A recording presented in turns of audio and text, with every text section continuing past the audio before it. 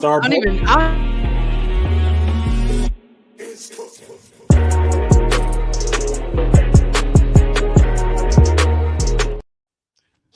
Ladies and gentlemen, happy Saturday and welcome to another edition of the Kayfabe Podcast. You already know if you're hearing this voice, have no fear because your councilman, well, your 94.5% councilman is here. I am definitely getting a lot better. It's still a good number, man. It's a good number. Very great. This went up a little bit.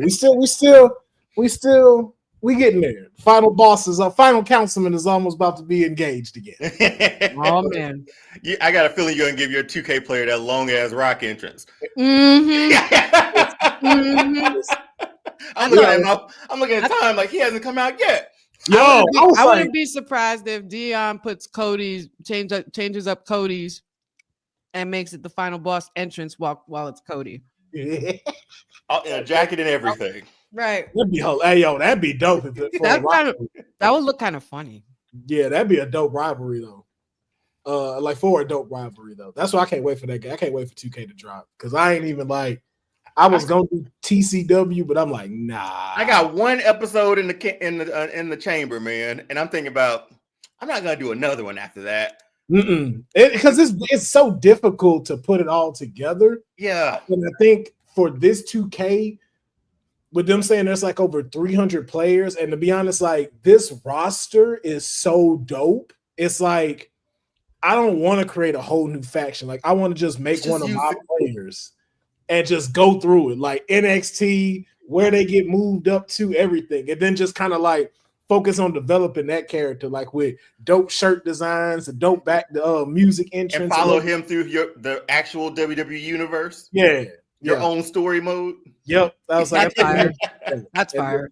Yeah, and then we're gonna put that on WWT as well. Yeah, man, it just takes too much, man. It takes a lot to. Yeah, my partner Doc don't understand how meticulous that takes. Yeah, and it's just but it's good when it's done. But I got us off track, man. We were introductions. it's all good. You know, we here. I know how we get off the rails, man. And of course, Kayfabe Podcast would not be Kayfabe Podcast, of course, without my other hosts, the sweetest Oos, my tag team partner, Wrestling with Honey, and then the People's Nightmare, Deonne, aka Mr. All-Star Fandom himself. We got a packed show for y'all today. We are talking about, of course, things that were going on from SmackDown. We're also going to be talking about some of the current releases that WWE just announced this week, as well as player selection, gimmick swap. And if you've seen the thumbnail, we are doing a behind the curtain. This is a new segment that we're going to be doing today, and as well as another one. So you want to make sure that you done got your – it's still breakfast for y'all, right? Well, no, brunch. Well, yeah, you got your brunch. If you're here on the West Coast with me, you got your cereal, and y'all sitting down getting ready to enjoy another episode of the Kayfabe Podcast. Now, let's talk about SmackDown last night. I got a question, and maybe it's just me. I got a lot of questions. But does it seem awkward with Charlotte Flair being here? You know what? I didn't watch the watch along, but I saw the clips from this morning. Mm-hmm. Was that Roman's no pop? Like it was just she just feels out of place. Like nothing, even on the back-to-backs, like the back and forth stuff. I was like, something's not clicking, right? It's giving, but you don't even go here. Yeah, it's giving you can't sit with us, Mean Girls type stuff, and it's crazy to see because we're on another dynamic with Charlotte Flair. On the flip side, she would be the one saying, "You don't go here, you can't sit with us." It's an odd position for Charlotte Flair. It really is, but she's trying to make it work. She's trying to make it work. If she didn't try, like you said, if she didn't try on WWT earlier this week, if she didn't try to go that babyface route with that speech saying I missed you guys and everything, she should have just came out with saying the bitch is back. Yeah. Well, the thing is though, I don't even think that's the biggest issue. I really think a lot of people are not sitting well with the fact that she won the Royal Rumble. Mm-hmm.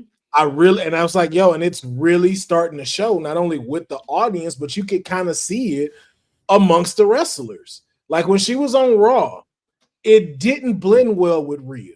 Like Rhea is known to have like great promos along with somebody else, but when it was with her and Charlotte, Charlotte looked lost. She got stuck and didn't know what to say. It seemed like a disconnect, kind of just like, how dare you talk to me like that, or just like you've really believe in your head, like some of the statements you've made, that she's still a child. Like, yeah, the enthusiasm feels gone. Like that's what I picked up from the clips I saw. Like even from last night, that enthusiasm feels just gone. For like, because we talked about how great this women's roster is, especially NXT.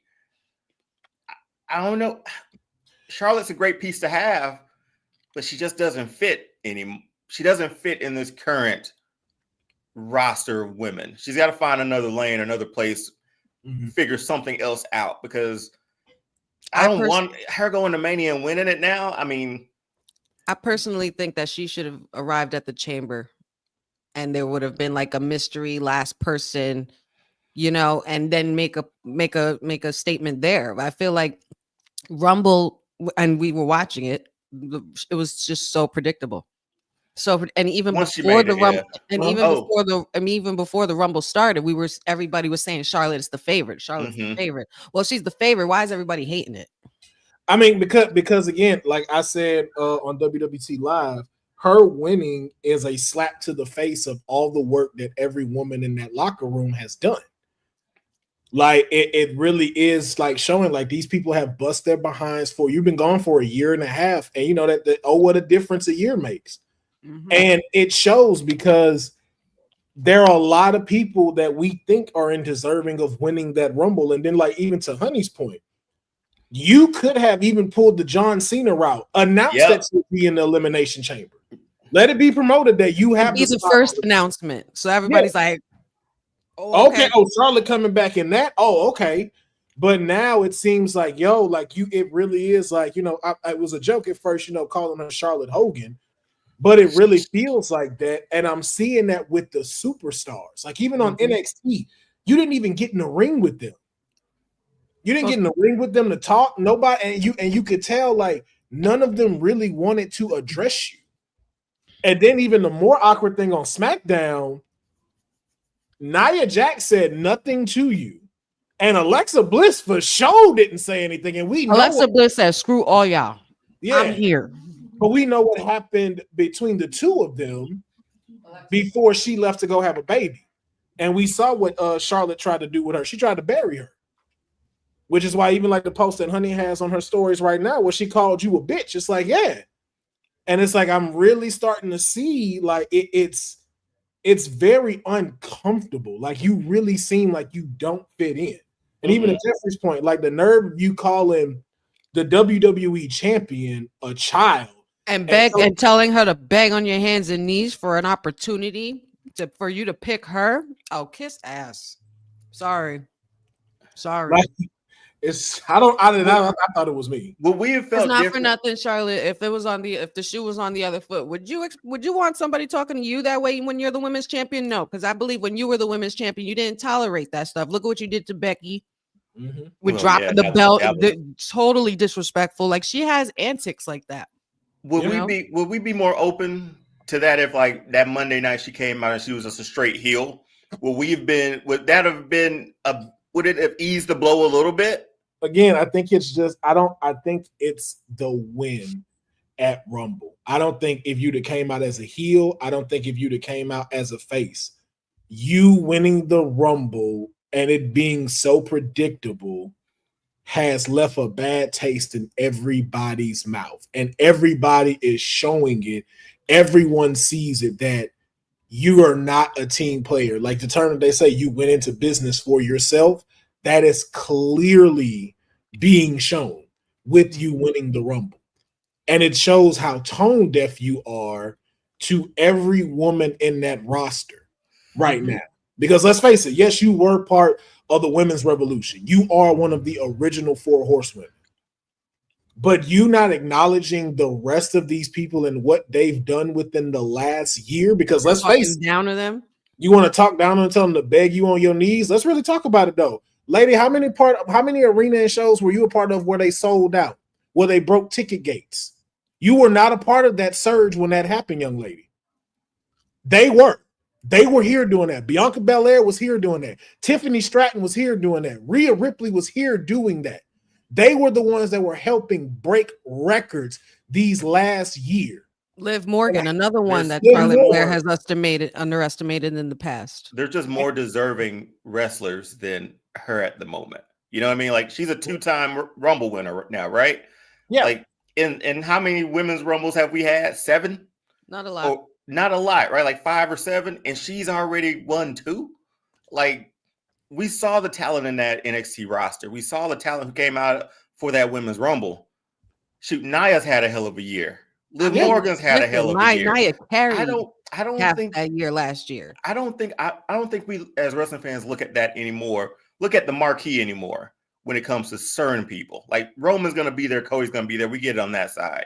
But for women, like, we'll gladly take Nia Jax. At least let me speak for myself. I gladly take Nia Jax at WrestleMania in a women's title match. I'll gladly take Liv Morgan in that. Bianca, Jade.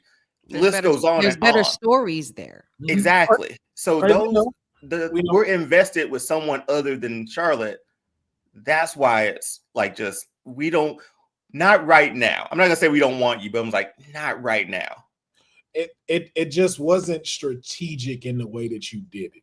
Like I said, if they wanted to be smart and capitalize on the fact that, you know what, we're gonna return you as a heel and you're gonna be a Flair. You are gonna do, you know what I mean? Because that let's just get that out of the way. The Flair it's never gonna go away. That's her name. That's something she's not ever gonna be able to get away from. She is a Flair. But if you wanted to do it right and you wanted to be a Flair, you come out at number 1. Come out at number 1 and prove to us that you deserve to win all the way through. Pull off something that your father has done as well. If you know, and not to make comparisons, but we can't help ourselves, because if you want to go with that journey and call yourselves one of the greatest women of all time, and in some cases people have said you were better than your father, like, you need to act like it. Come out at number 1, go through all those women, work with all those women, put over every single one of those women, because not for nothing, since you've been gone, they were carrying the whole division.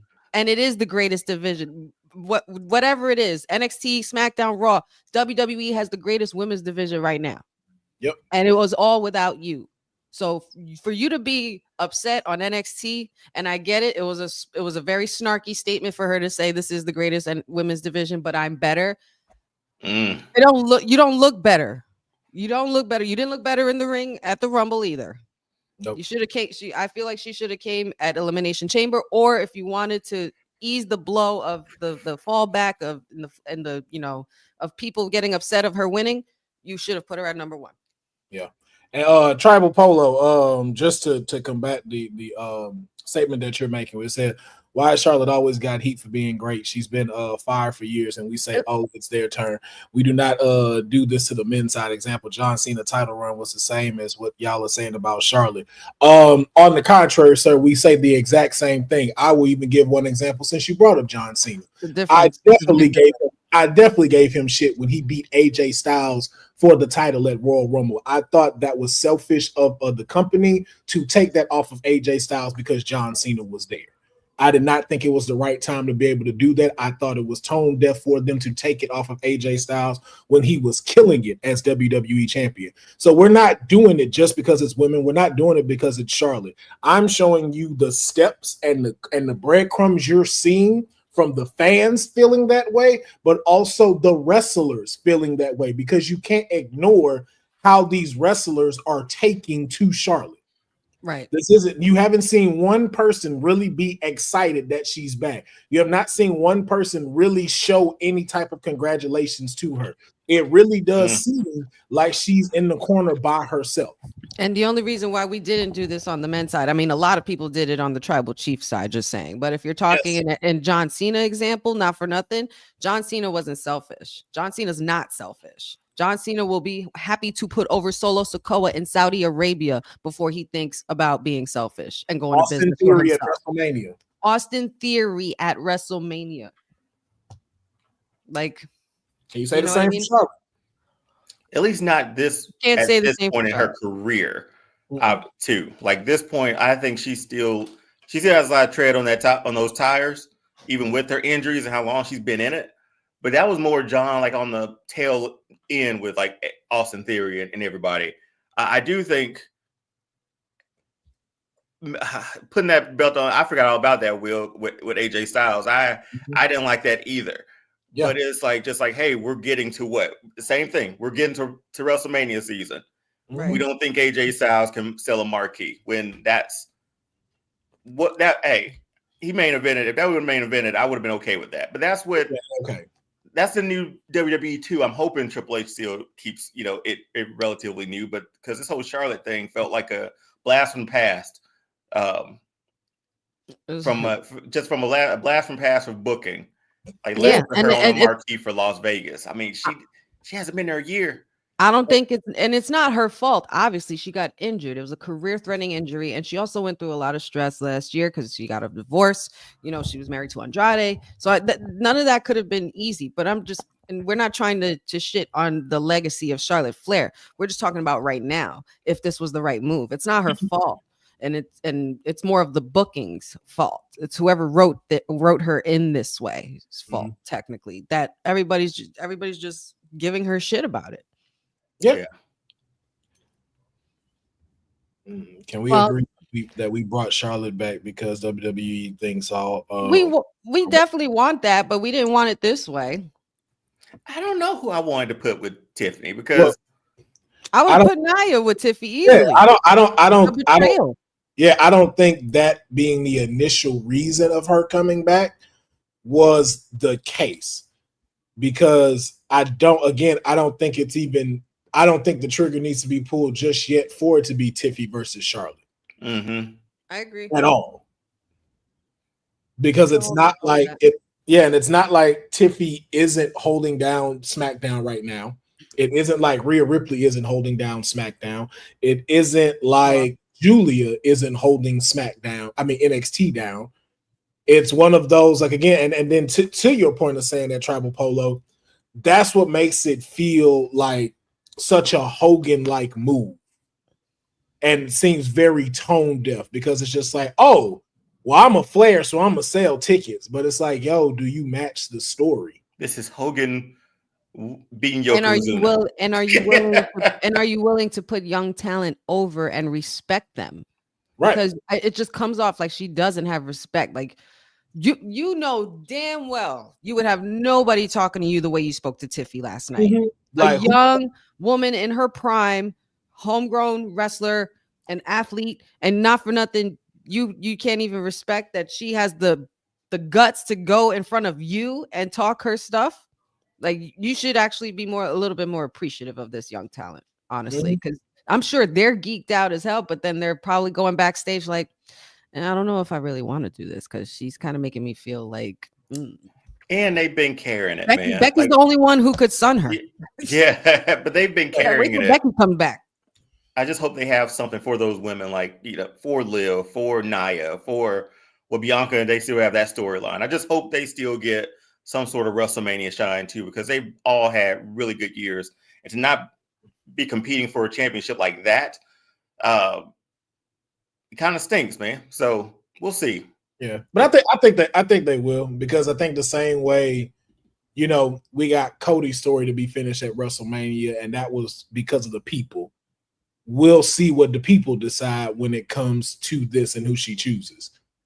And I think the safest bet you're gonna see is her choosing the World Heavyweight Championship to go against Rhea. Y'all, breaking news. I don't want that again. Isla Dawn is confirmed to have been released, but also Luke Gallows and Carl Anderson. I haven't seen them boys on TV in a long time. They were on NXT for a while, weren't they? Yeah. So let's. Last time we saw them was against whack ass Fraxium. Hey man, those good checks, boy. Those boys knew what they were doing. So let's talk good checks. Wow, excuse. Excuse the graphic. I don't know why it was supposed to be why we have a double. My apologies. But let's talk about these releases, man. The Purge this week. It happened earlier than usual, didn't it? It happened all within an hour of the last hour of SmackDown. No, I'm going nuts on my watch. I'm just like earlier in the year. Like it's usually post WrestleMania, right? Usually. Yeah, usually. But yeah, just from who we just heard, Luke Gallows, Carl Anderson, and who was the other one? Isla Dawn. Isla Dawn. We also know she was teamed up with Alba Fire. Yeah, Alba Fire. We also got Duke Hudson, Sonya Deville, Blair Davenport, Paul Elridge, Cedric Alexander, and AOP. All of them have been released from the WWE. The only one that really hit me that I was like, really, was Sonya Deville. Like really, like AOP, Duke Hudson. It's no offense, but and Cedric too. But because it's like you had him on there to get his arm broken by all ego Ethan Page, and then he's just not there anymore. And Blair Davenport just was a ghost. Like she got drafted. Didn't she get drafted? She did get drafted. She showed up on SmackDown a couple of times, and that was it. Dang. Here's my thing. I gotta put this one. I don't ever like to see anyone fired, but let's now take our fan hat off. Let's put our business hat on if we're here at WWE and how I'm saying this. Carl Anderson and Luke Gallows, not doing anything. The boy's been coasting, feet up for about a year. Yeah. And again, the only bad part about it is this is during the time where tag teams were not a focus. Exactly. And they are getting a little bit older, but also too, I think it works better in their case because I see them shining way better in AEW. If I'm just being honest, those are ones where I'm definitely like of where you can go. The Good Brothers versus the Hurt Syndicate. Yeah, Good Brothers versus the Young Bucks, or even going back to Japan. Yeah, like they'll always be home in Japan. They'll always find home in Japan. Oh yeah, those two are fine. Those two, I'm absolutely okay with of that happening. And who did you say the other one was just now again, honey? I don't know why I keep Alba Fire. I mean, Isla Dawn. If I'm being honest, that group should have been broken up. They were tag champs, though, man. Like that's crazy. Yeah, but they beat Alba Fire is held back by Isla Dawn. You think so? Really? That's how I felt about it. It's no shade, and I totally understand. I understand what you're saying. Yeah. So I understand of where it's like, okay, if we need to start shaking some things up, doing some things like Isla. Also, there was no character development from her. Like we didn't really see anything grow. We didn't see anything like really change from her. Not really since NXT UK, honestly. No. And again, I think that was some of the things that even like a Blair Davenport got. I feel like she got the Indy Hartwell treatment, and not knowing what to do with her and not knowing how to promote her because she isn't the traditional woman superstar. And they didn't really know what to do with her when she got to NXT because they had her, then she wasn't there. It was short. Wasn't a short time in NXT. It didn't feel like long. No, she was the longest reigning NXT UK Women's Champion. I thought Alba. Sorry, Alba Fire. I thought we were still talking about Alba Fire. Blair Davenport. Blair Davenport. Like Blair Davenport, like that happened. She had like a NXT title shot, and then they moved her up to SmackDown. And then, of course, like you're in this odd place where they didn't really know what they were doing with the women's division at the time that she got there. And now that it's thriving, it's kind of like, these are the ones that kind of got left out. I think there could be room for Blair and TNA. I could definitely see Blair and TNA. I can see Blair and TNA. Alba Fire, if you're trying to do something with her again, you need to bring her back to her roots, quite honestly. And I would put her back in NXT because there's a lot of international talent that she could work with there. Her and Julia will be fine. Julia would be woo. Her versus fuego, and she's a good technical wrestler. Like I feel like we have yet to see her shine the way she's supposed to, like ever since NXT UK. But I think it's just unfortunate.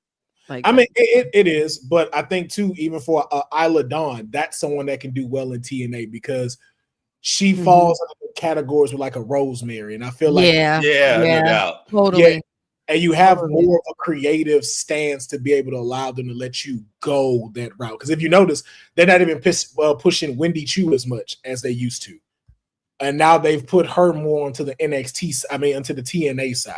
So I see where it works for them. Out of all the ones that were released, I think the biggest letdown and the biggest like one where they didn't use the best was Cedric Alexander. I think Cedric Alexander is the one where y'all really dropped the ball on developing a fire superstar in Cedric Alexander, especially coming from the cruiserweight division when he was in the cruiserweight competitions and everything like that. Oh my God, the championships they used to have. He was so good, but maybe her business reunion in AEW. But now, but so when I saw that one, I was like, okay, I'm happy he's got released because that lends him to that puts him right in position to go to AEW and join back up with the Hurt Syndicate. So I was like, he'll bounce back. But I thought for me, AOP was kind of like, wait, we saw him, and then they were part of the group with Karrion Kross, and then we didn't see him no more. Listen, go ahead, honey. We all know that Karrion Kross. I mean, a lot of people. I guess business felt that he needed them at the time, but he really didn't need AOP. He didn't even need Paul Ellering. They were just trying to find a way to get him over. But I think Karrion Kross has finally gotten over with a lot of the people by himself, and I think he should keep it that way. Him and Scarlett was all sinister. Him and Scarlett was all he ever needed, and it was all we ever needed. Yeah. It was just more so about they were trying to force him to be the big guy and a strong faction and stuff like that. But AOP didn't even do shit. They were also still on the roster, even from those releases from the COVID years. They were going to be with Seth Rollins, right?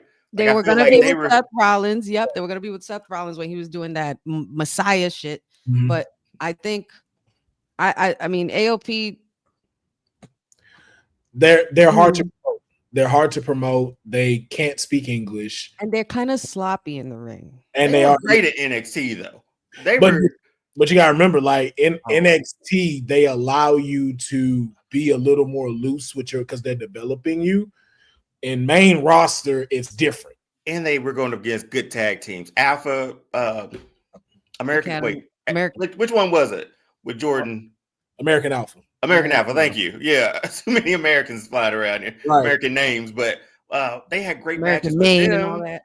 Yeah, they had really good NXT matches.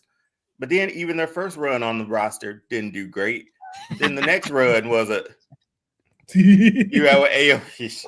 Apparently no one does because they got released. Apparently no one. Yeah. No, we're down with IWGP. I would have thought they would have repackaged Duke Hudson after Chase U though. Big guy like that. First off, I think they should continue and Andre Chase should go too.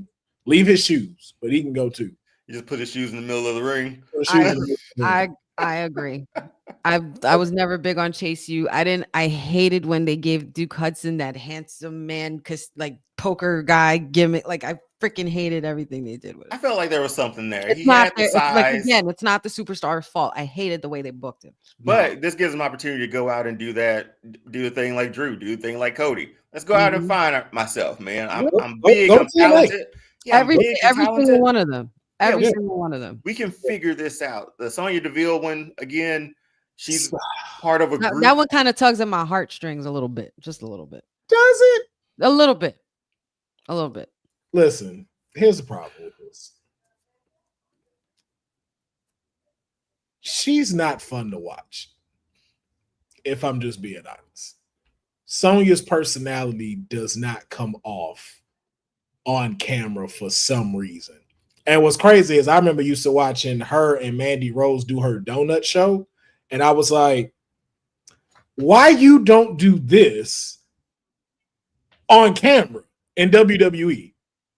And so I just don't know if it's her wanting to stick to the MMA tough chick thing, but I think that's what cost it. Like, Yeah. had we seen more of her personality like she is in real life, I think this could have went over a little bit better. Well, she dropped the whole MMA thing like as soon as Ronda came in. Like what was her catchphrase? Hair up and square up or something like that. Mhm. Like that was dropped as soon as she came. Like is Giovanni Vinci released too? So I heard. We don't know. Oh, I heard Boza has it that listed. name was floating around last night during the watch along. That's the one that don't surprise me at all. I'm sorry. You don't like this. Not feeling that. Not No, you know what it is? It ain't a split up. You should have just kept Imperium the way it was. But that's the thing, though. When you got your who's the weakest link out of them? Pat you. No disrespect to Giovanni Vinci, and we wish all of these superstars the best going forward. Definitely. Just on a funny note, though, Pat you called Giovanni Vinci the prototype because he just looked like the standard prototype when you make a superstar. The creative wrestler. The video game. Yeah. The default creative wrestler. Yo. He looked like the default. Tell me he's wrong. Isn't that funny? He told me that I was crying. Real shit. Giovanni should go as that. He should call himself default. He should really just call himself. Or the proto. Well, not the proto. Like just black trunks, black boots. That's it. That's it. Yep. Maybe barefoot because they don't come with boots most of the time. This is where it starts. He would reign as that. The low boots. The low boots. Yep. Oh, tell me that's not funny. Yo, I can't unsee that. I would never unsee that. But with the people that have been released so far, they weren't being used that much. They weren't being utilized. They were either sitting in the back or whatever. Besides like Sonya, who was just in the Rumble, but I mean, I guess it's just time. If they're not doing anything, spring cleaning come early. It's a disservice to the talent too, because we got nothing for you, but you're on contract. Let's release you. Let you go out and make bookings. Let you go out and do indie shows. Let you sign with another company. I think it's a win-win for everybody because they get to go somewhere and do what they want to a degree. Rebuild themselves as they go. And to Boza, I don't think they had a bad fourth quarter. I think the thing is, it's like something we talked about on WWT Live about this whole Steiner saying about the wrestlers today and just like how I was saying, like how they're taking better care of them. They're getting paid more now. They're getting paid to do more things. They're getting paid to like, even if you're not in the ring like that, like we have not seen Tyler Breeze in years on television. He's essentially just a promoter, right? Like a face. He's a writer. He's a writer, and then he was also the last time I saw him. He wasn't on TV, but it was at the Fanatics event last year. He was there with Big E. Yeah, and now he's the I don't know what the exact position is, but he has like a high position with like up, down, and like their creative stance and like producing. Yeah, I mean, he was a GM, a selectable GM, wasn't he, for GM mode, or was that just Xavier? No, that's one of the things, right? That's one of the things that they do. So that's what I'm saying. Like, anymore.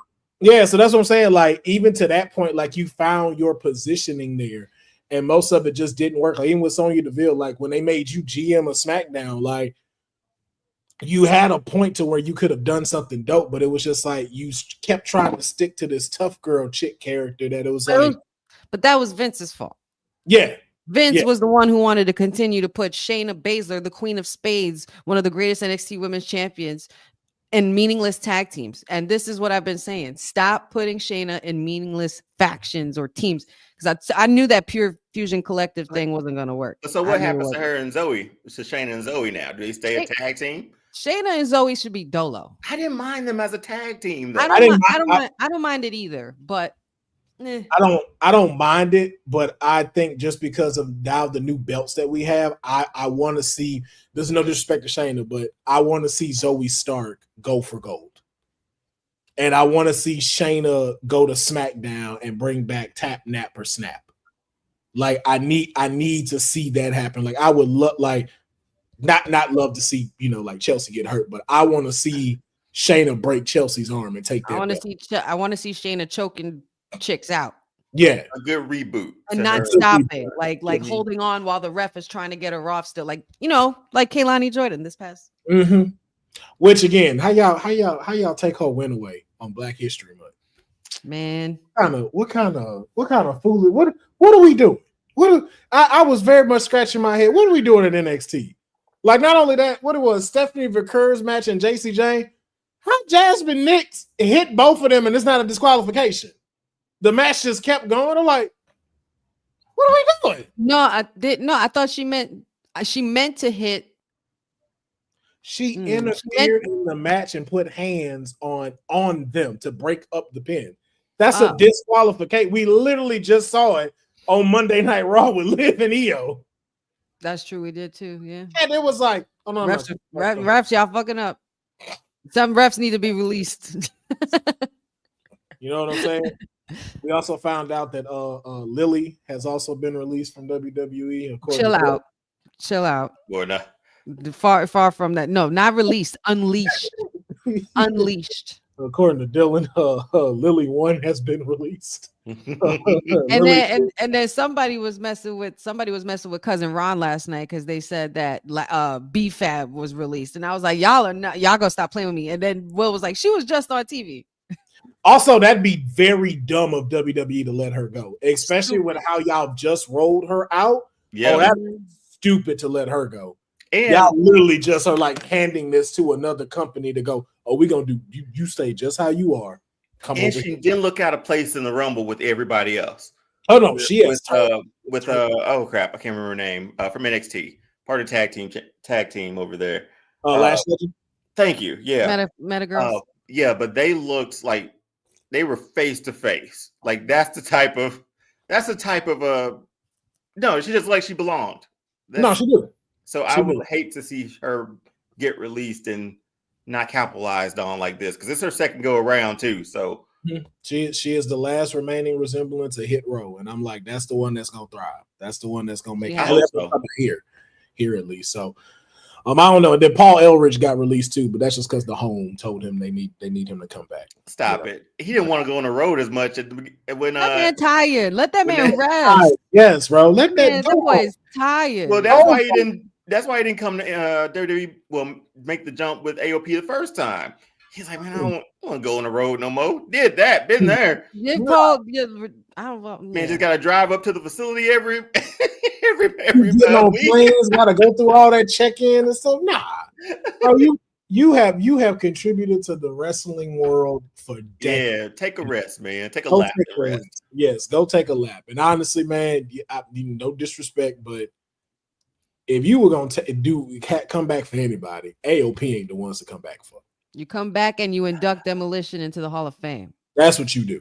AOP, hey, wish all of them the best who have been released. But I would say outside I just realized I'm sorry. I just realized you got Blair Davenport in the game mode in this. That's what I kept looking at. Did you see me looking at it? That girl had no pictures on Google.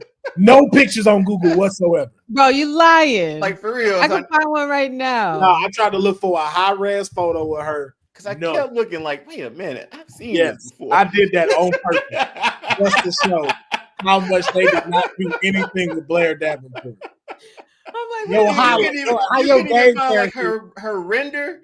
Like if you wanted to change her attire, you can go to advanced search and look for like high resolution photos. And there was nothing. The only ones they would show were like older versions of her where she wasn't in WWE or somewhere it was just like, nah, I can't have her put up here. We talk that about is okay, yeah, because and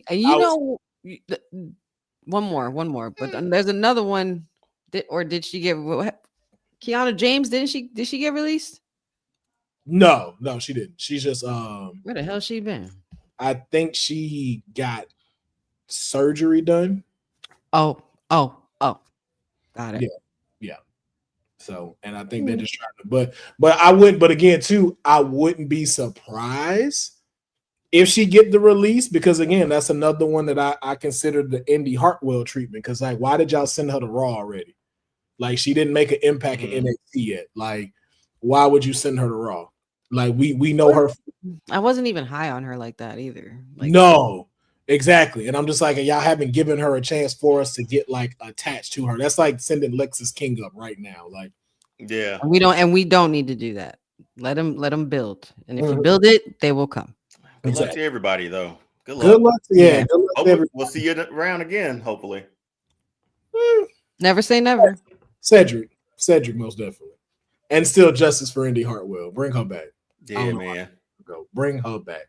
Deonne, you got strobe lights going on over there? No, I'm not sure what. Because he knows it's his time now. Because our next section is the player selection. Oh, shit. So you know what those blinking lights mean. Why was I blinking? I don't know. I was about to start going.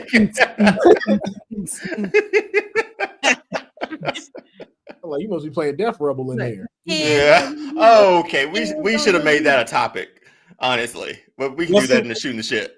Because we did, yeah. Because we talked about it Friday. But we will talk about it. Okay. I want to get your opinion on shooting shit.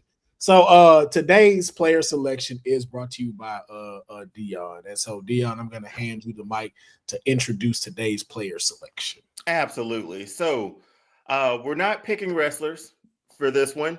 We have another sort of chart. This is the one for the greatest custom championships of all time. So you see, we got the Smoking Skull, Cena Spinner Belt, $1 Million title, Cena's U.S. Spinner's Belt, Daniel Bryan's Hemp title, the Fiend title, the NWO spray painted, the Taz FTW, and Edge's take on John Cena's title. Hold on. Wait. Are you about to say what I'm about to say? Hold on. You go first. No, you go first. So I just gotta ask, as the people's nightmare, the fact you don't have the Brahma Bull Championship on here is it wild. It never made it to TV. So I picked specifically. No. I thought never used championship. Not the one he's carrying around now. Like not that one. I was talking about like the one that never saw TV. Okay. Back in 98, 99 or so. But it's always on every single video game, but it never made TV. So all of these are the ones that actually made TV. Will, I knew you were gonna say something like that. I knew you were. How come the hardcore championship that Mick Foley Jr. made famous ain't in this? I had better selections. I had better selections than that. These are pretty good selections, I will say. So which way we going? Vertical or horizontal? Straight across. So we picking. So we're picking which one is the best out of them? No, you're taking one away. We're taking one away again. Taking one away from history? It's just like the other ones. Yeah, we're taking one. All right, that's not hard. Custom titles. We're taking them away. We're doing it just like we do all the other player selections. Something's got to go. Something's got to go. Got it. Who's going first? I get to pick, right? Honey, go ahead. Go first. Well, since you brought it up, go ahead, honey. Go first. All right. Shit.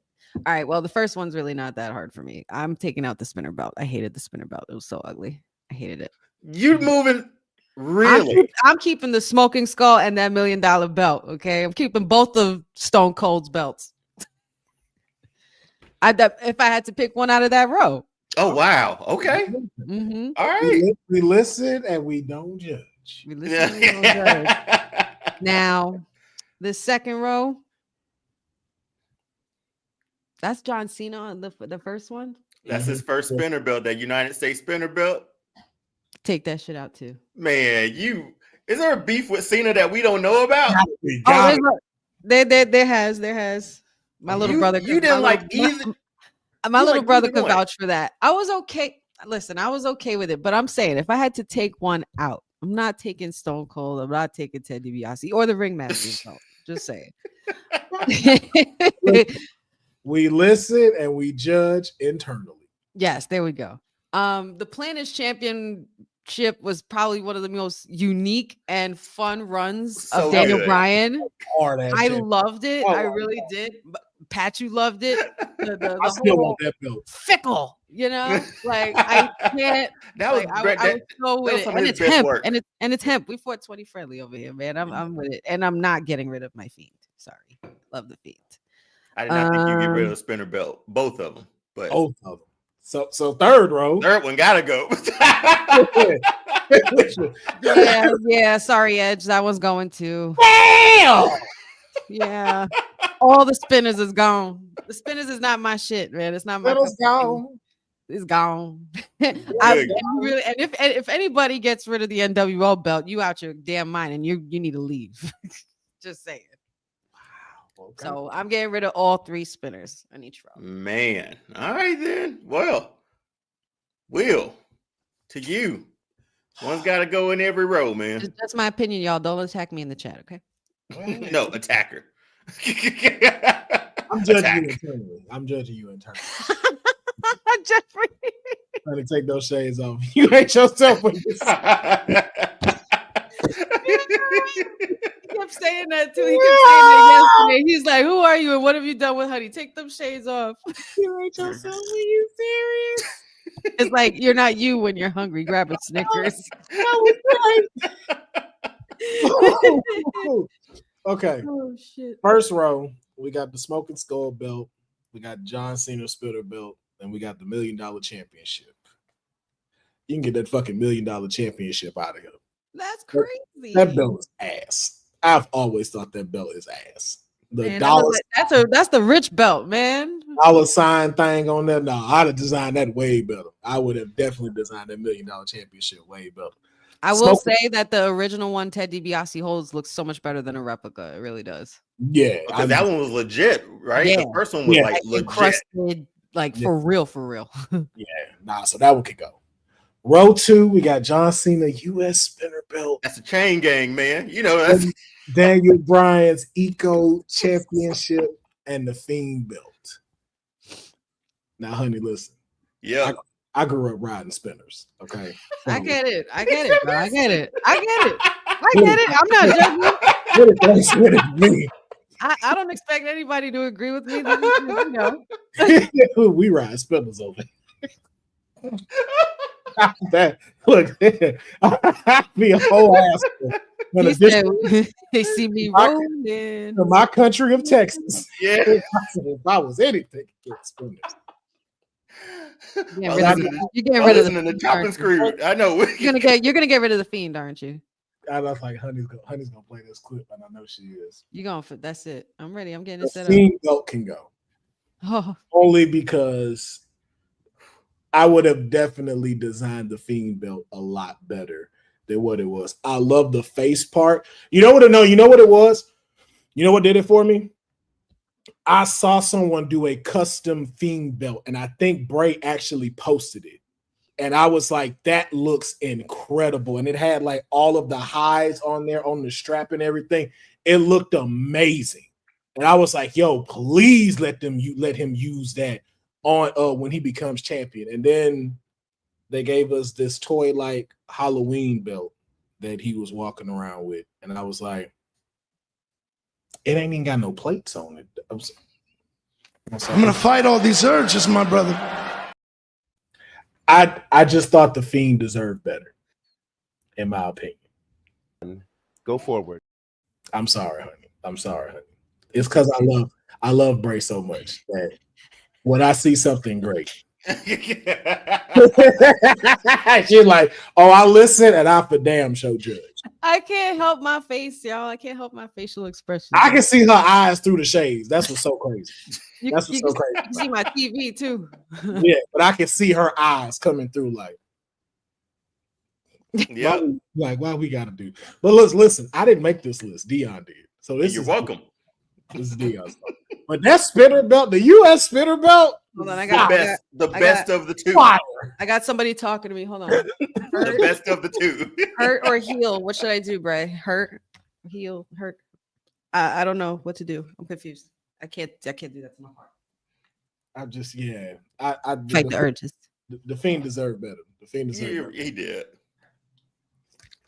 Last row, that Fiend belt cost a lot of bread. I'm sure it did.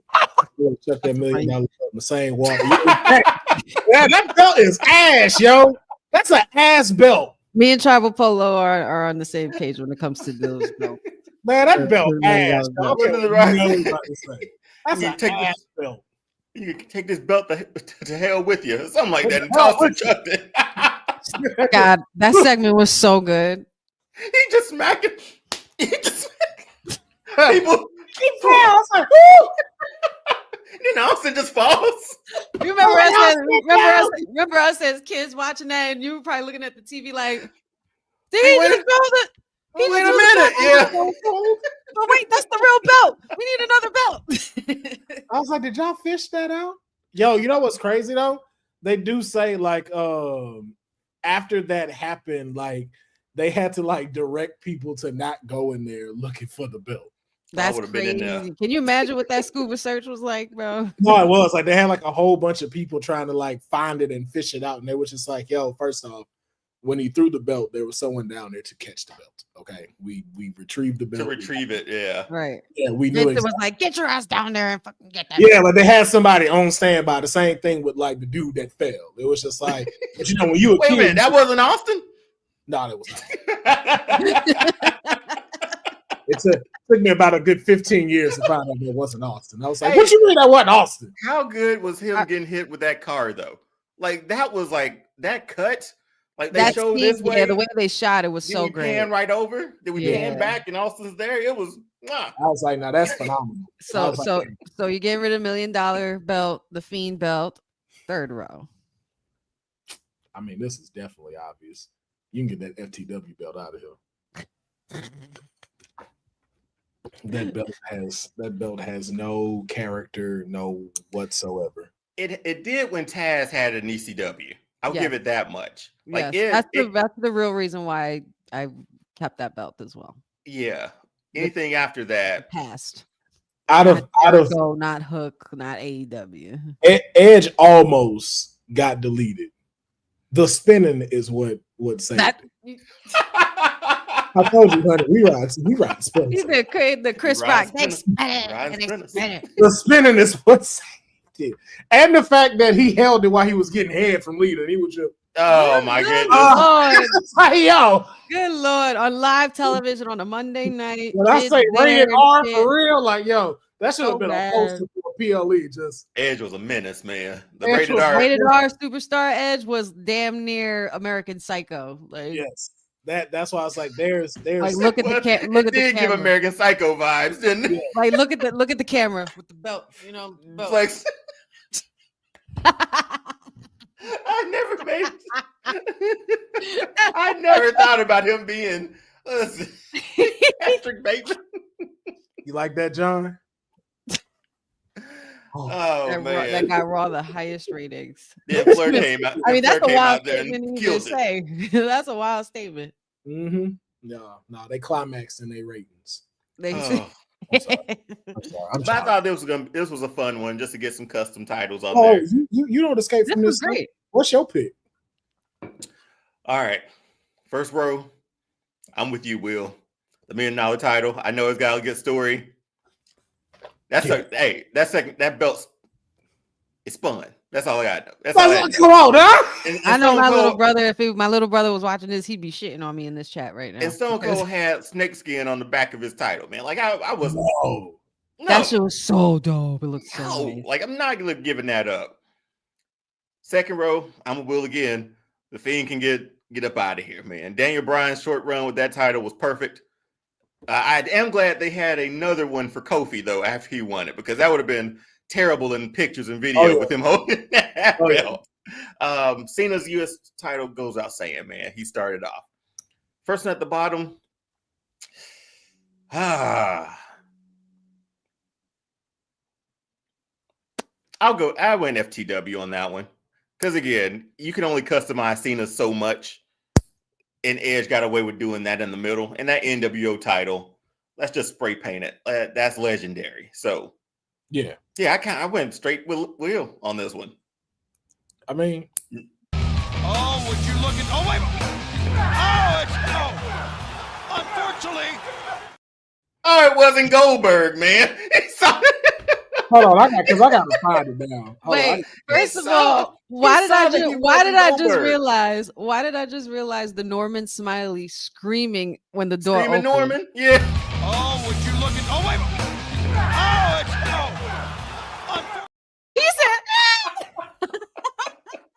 That was his screaming Norman.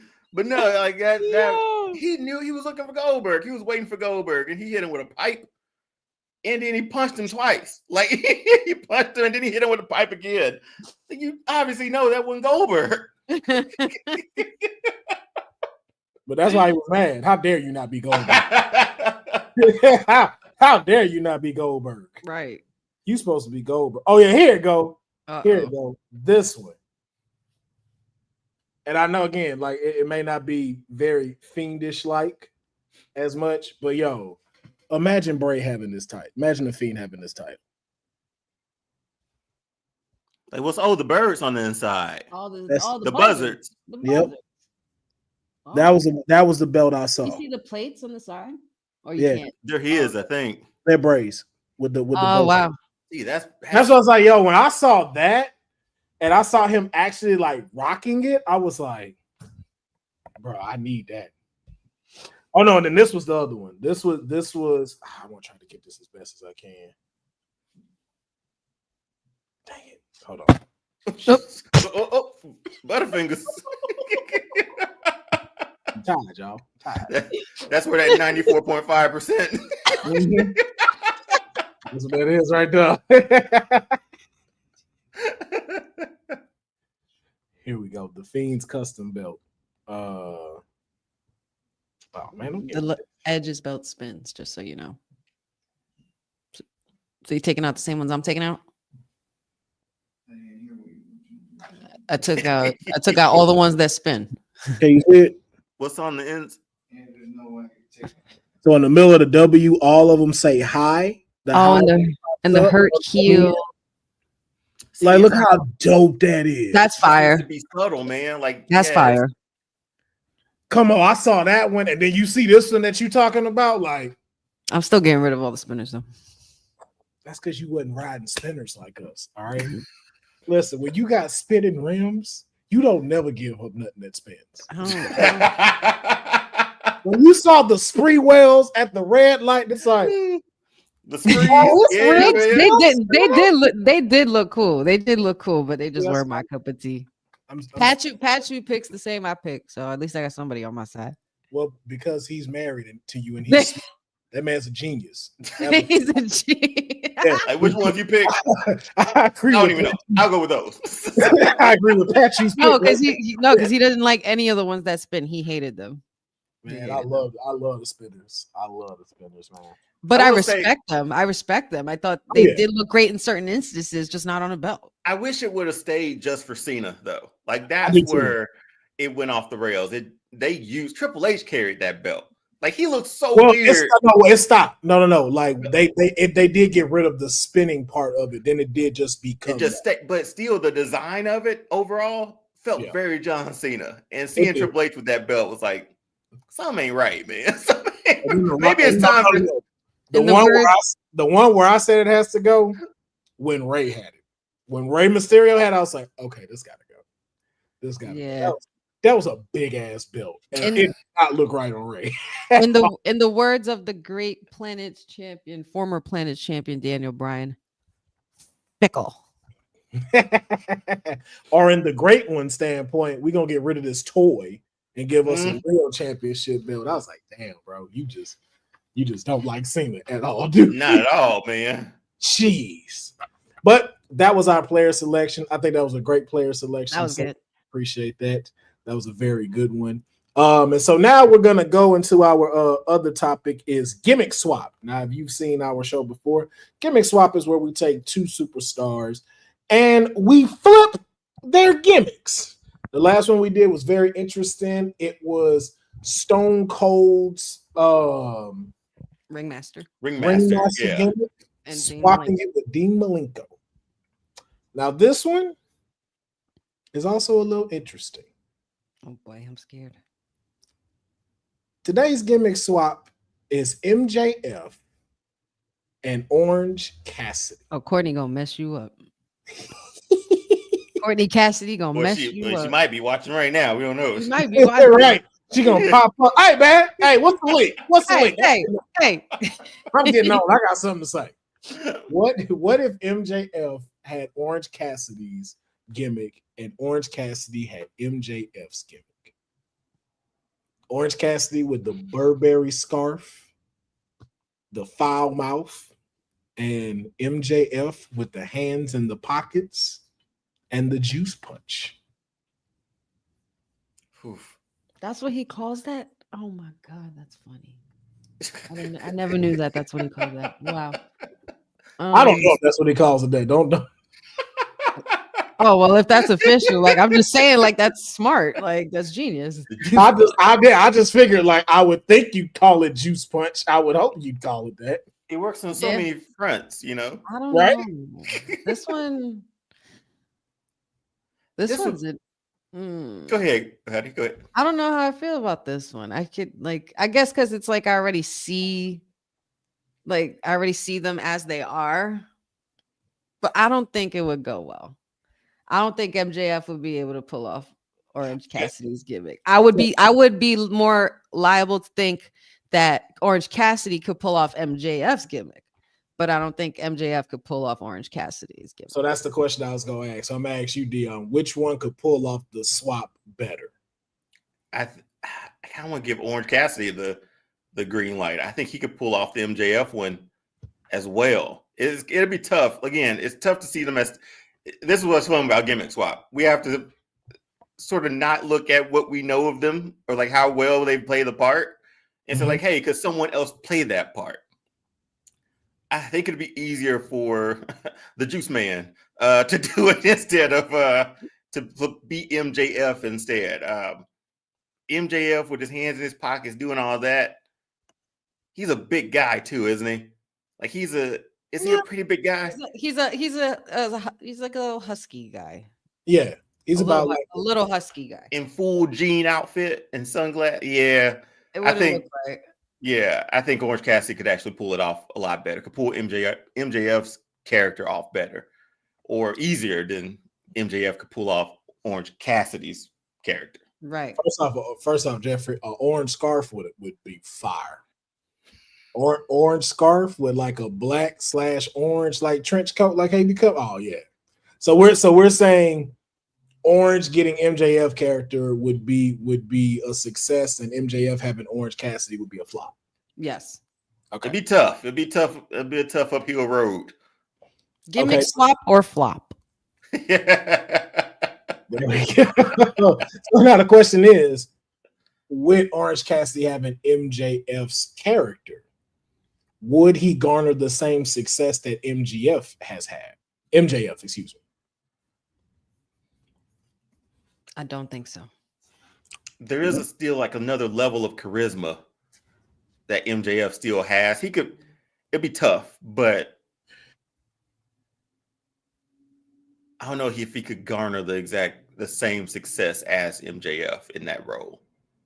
So you don't think he'd be able to find like you got to be a douche, man, to be MJF pretty much. And Cassidy would have to go very deep into just being that.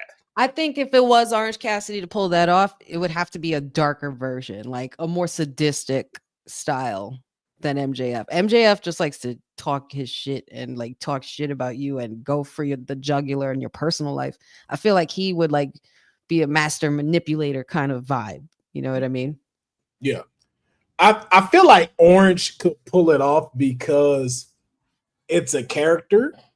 And you know, in some cases, Orange kind of looks like a douche.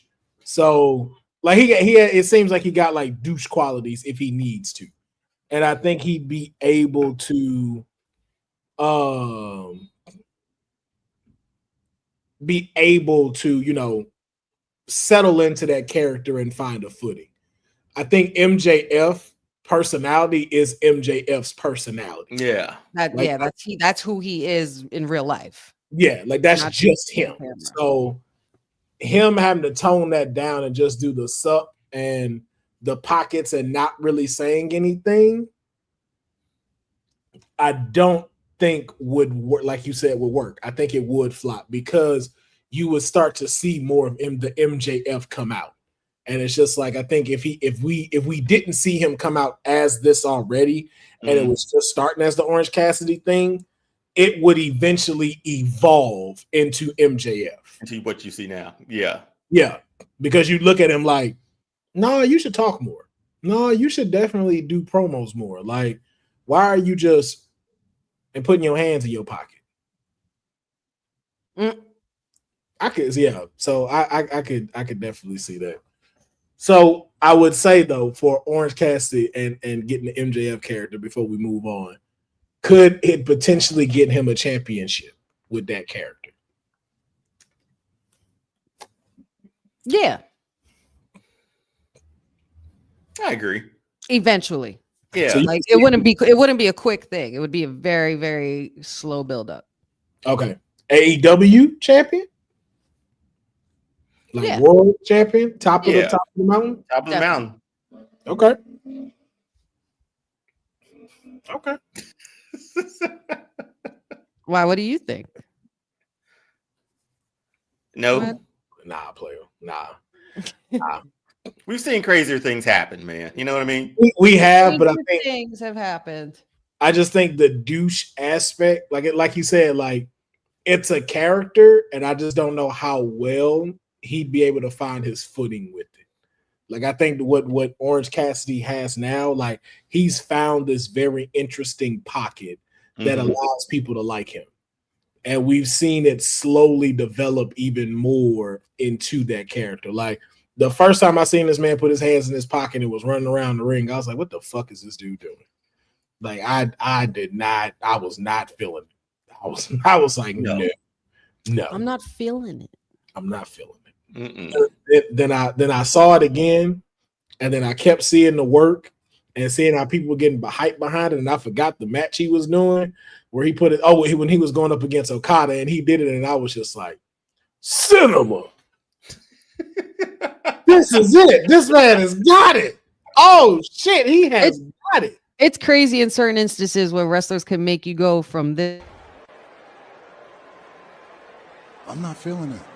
Cinema. To that. Like it's crazy. And Orange Cassidy has definitely done that. Orange Cassidy out. Because at first I was not. Same. I hated it. I hated it. And I don't know. Well, it's just my opinion, but I just felt like the title doesn't deserve to go in a bag. Yeah. Yeah. No. You gotta have some more respect for the title. Yeah. I really thought he was going to be a part of that trios thing, and that was it. He wasn't going to go no further. I thought it was just finna be that. But he changed our mind, and it became a success. So,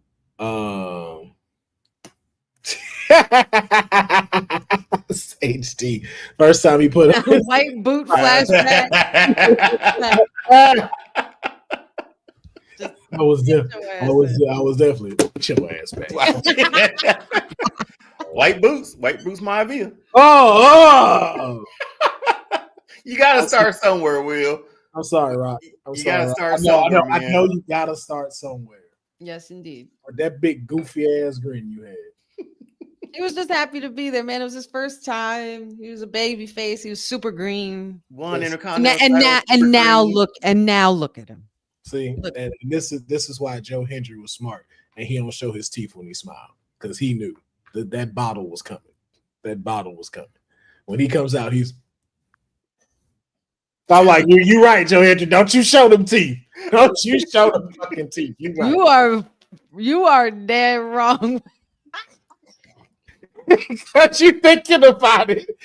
You know it's true. He don't show his teeth. I've seen him up close, and I have pictures of him smiling. So it's funny you mentioned that, because that was one of the first things I noticed. I was like, no wonder he's like, because there's that one part in his video, in the entrance video, where I'll be looking. I'm like, yo, Joe Hendry like a fucking psychopath. Just wait till he, when he gets that tribal chief bread, it's over. He's gonna come out. You remember how Roman looked when he got his teeth. Roman looks like a completely different person. He did. Like I looked at Roman. No, he does. He looks like a completely different While person. we were watching Rumbles from years past, and I saw Roman as the big dog, I'm like, oh my god, look at his jawline. Like, see the difference. It's crazy.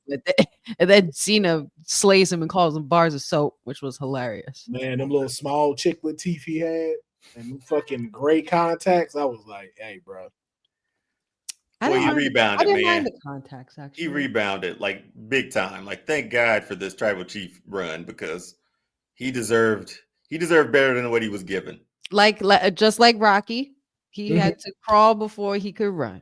Oh no, his evolution is great. But like if you look at Rock's evolution and Roman's evolution, they are similar because they've gone through different versions of themselves. Roman never had white boots version. Well, Roman. No, wait.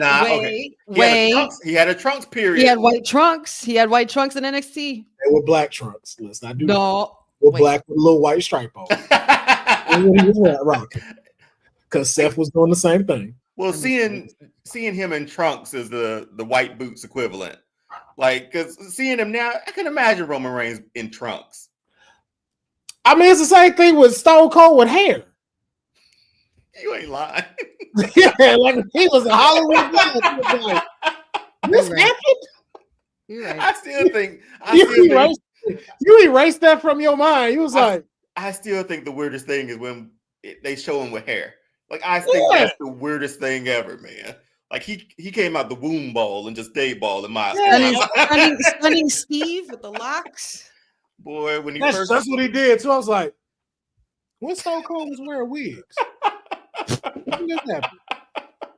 What era is this? Oh, see, I remember this era. It still don't seem real. It don't seem real. Stone Cold was so good at his character that you forgot all the rest of his stuff before he became Stone Cold. There's very few people who can do that too. Yes. Like Kevin Nash had a lot of bad gimmicks in WCW before Diesel, and then going back. Like he was Undertaker. Woo. What was his name before? Mean Mark Calloway? Yeah. Mean Mark Calloway. There was another one that he did. It was a couple of gimmicks. Something with red something. Yeah, it was a couple of them. Texas Red, something like that. I think it was Texas Red. Yeah, because when he was Mean Mark Calloway, he was with Teddy Long during that time. Oh, I thought he was with Paul Heyman too. No, at one point he did become with Mean Mark Callis. There you go, Callis. Yeah, Mean Mark Callis. Thank you. Yeah, when he was Mean Mark Callis, he got introduced with Teddy Long, and then moved over with Paul Heyman, and that's when he was Texas Red. Listen, Sage D. I agree with Sage D. Kane too. Like a fucking dentist. It's to a point where you forget his earlier gimmick. I was not for nothing. That gimmick worked though, because I was scared shitless. I hated the dentist. I hated those vignettes. I hated when they showed his teeth. They would look freaking disgusting. It worked. It definitely worked. We already know my theory behind all of that. So he was fake Diesel too, by the way. He was fake Diesel. And I don't know if I ever talked about that with Deonne. I think I talked. What was that? How Kane ain't the real Kane, how Glenn Jacob is not the original Kane. Tell me. Oh yeah, no, I thoroughly believe the real Kane, like the first one that was Kane, actually died, and then in like 4 years, I gotta find the picture. There's a no, honey, because there's a time where you see Glenn come in because the whole body shape of Kane changes, and I'm like, that is not the original Kane. No, too fast, honey. Like, I mean, just the movements, though. Those movements. Man, Kane always had the same walk to me. On point. Yeah, they were the same. They feel like they were the same. Kane's walk changed because when Kane first come, Kane did not have a walk when he first walked out. He did not have a walk? He didn't have a waddle? Like, cause man, Kane walked like this. Kane walked big. It was like in the shoulders a little bit. Yeah. No, I feel you. Yeah, he didn't do that when he first came in. And it was like, oh my God, that's Kane, brother. Like, and I remember seeing a picture of Kane without his mask. That was not Glenn Jacobs. You sure? I tell you that. Like, all right, find it and send it. Okay, our one comment, please put that up. Which one? The last one.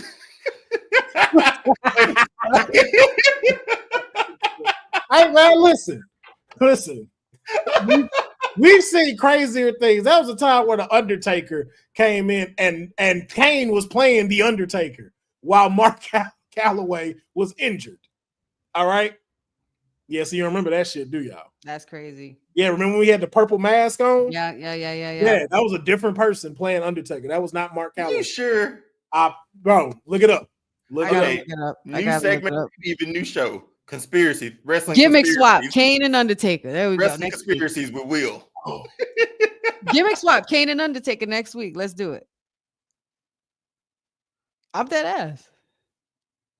That would go hard, right? Shit. Yeah, let's think about that one. Let's give it. We'll think about that one for next week. Yeah, you stopped the room with that one. You got a week to think about that one. Woo! That's pretty crazy to think. Now Will gonna have me watching like dissecting Kane videos. Yeah, for real. Now I'm gonna be watching Mad Kane shit. I'm telling y'all, bro. Watch when man, whoever Kane was during Brothers of Destruction, that was good. I'm fine. Okay, good. As long as that was all right. As long as that was good, because that was the real Kane to me. Like that. Yeah, like the straps, the glove, and the belt coming out to rolling. For like the first 2 years, because like even his mannerisms are different before Glenn takes over. I'm telling y'all, I've been Jeffrey. I've been on this since I was 12. I feel like you got to bring evidence to the table, man. You got to bring this back to the table. Talking about Phantom of the Mask. I don't know if it was Kane exactly that played it, but it was a different person that had to play Undertaker because I don't know if he was injured or he had to like take time off.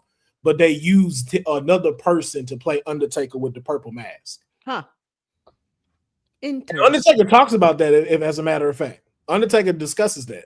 Did he mention that in the last ride in his documentary? It was something before that. I don't know if it's in the last ride, but I remember there was another interview that he had where he talked about that, where they had to like use someone else while he was there. Because remember, that's when the double thing came back and it was 2 of them.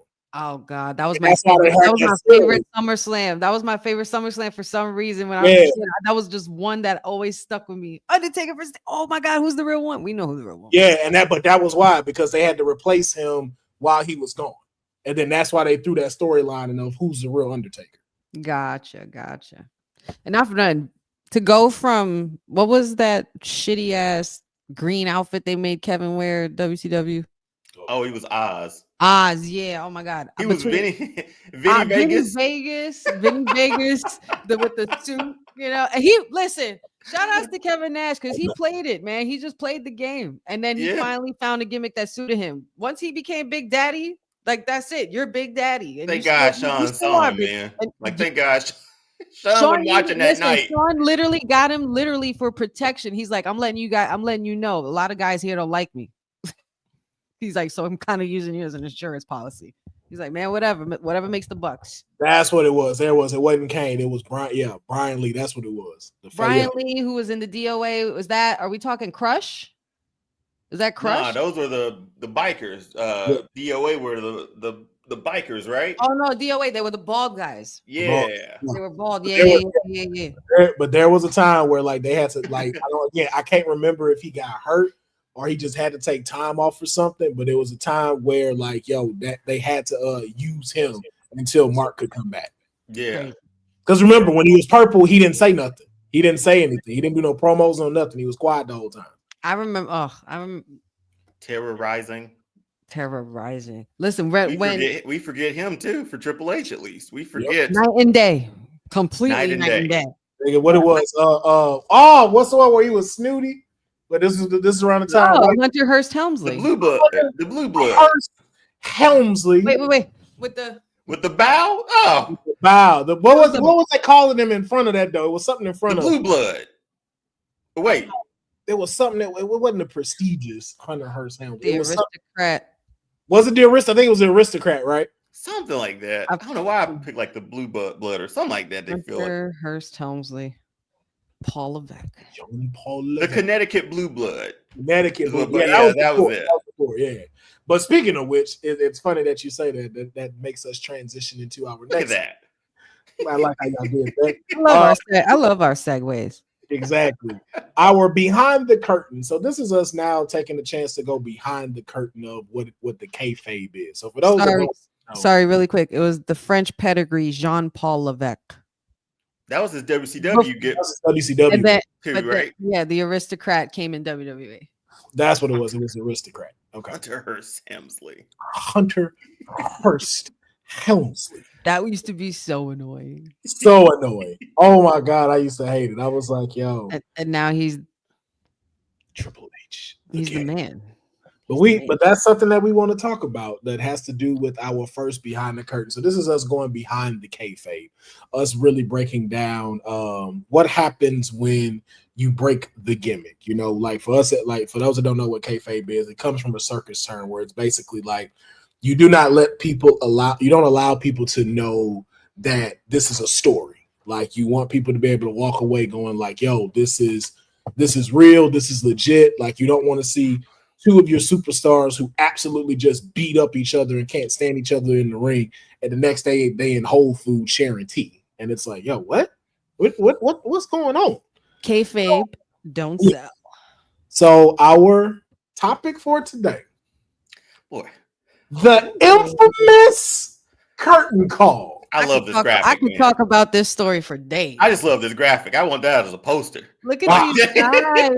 Look at these guys. Oh, every time I see Razor though, my heart like, man, that's yeah. Now with the exception of X-Pac not being in this, these four members, Scott Hall, Hunter Hearst Helmsley, Big Daddy Diesel, and the Heartbreak Kid Shawn Michaels were known as the Clique behind the scenes of wrestling. And during this time, this was when the WCW was on the rise. Contracts were expiring. WWE was kind of taking hits as far as being able to keep its top superstars. And we were already knowing that Scott Hall and Kevin Nash were now going to be going over to WCW. And at a house show in Madison Square Garden, I walked past there yesterday. Oh, yeah, because honey got that access. What do you mean? I took the train. It's not like I had it. You took your train? That's what you said? No, I took the train, Jersey Transit to New York, Penn Station. Honey Transit, is what you call it? Oh, okay. Oh, my Lord. Must be nice. It's not like I had a chauffeur or anything.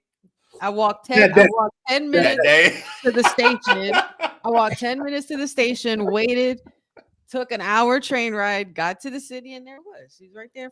She got to be humble, so she walked. You know what I'm saying? She got to add a little bit of humbleness into it. It keeps her humble. The walking. Yeah, the walk. Yeah, we get it. We understand. I'm a humble bee. What can I say? Yeah, I like that. But yeah.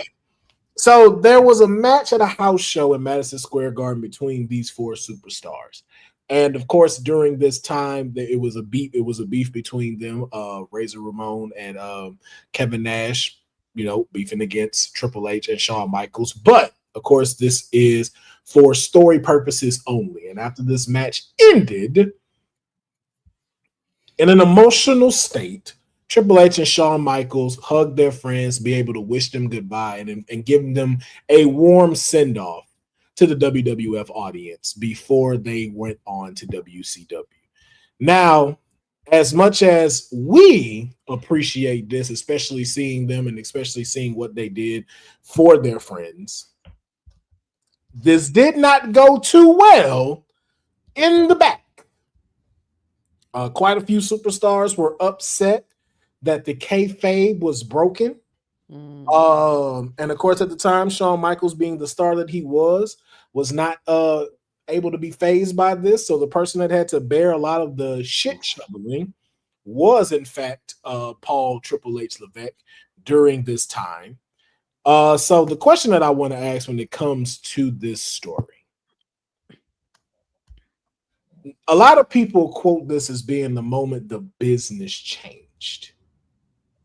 Now, I gotta ask y'all, as wrestling fans, let's say you're a kid in Madison Square Garden and you see this. I want you to give me 11-year-old Honey, 11-year-old Deonne.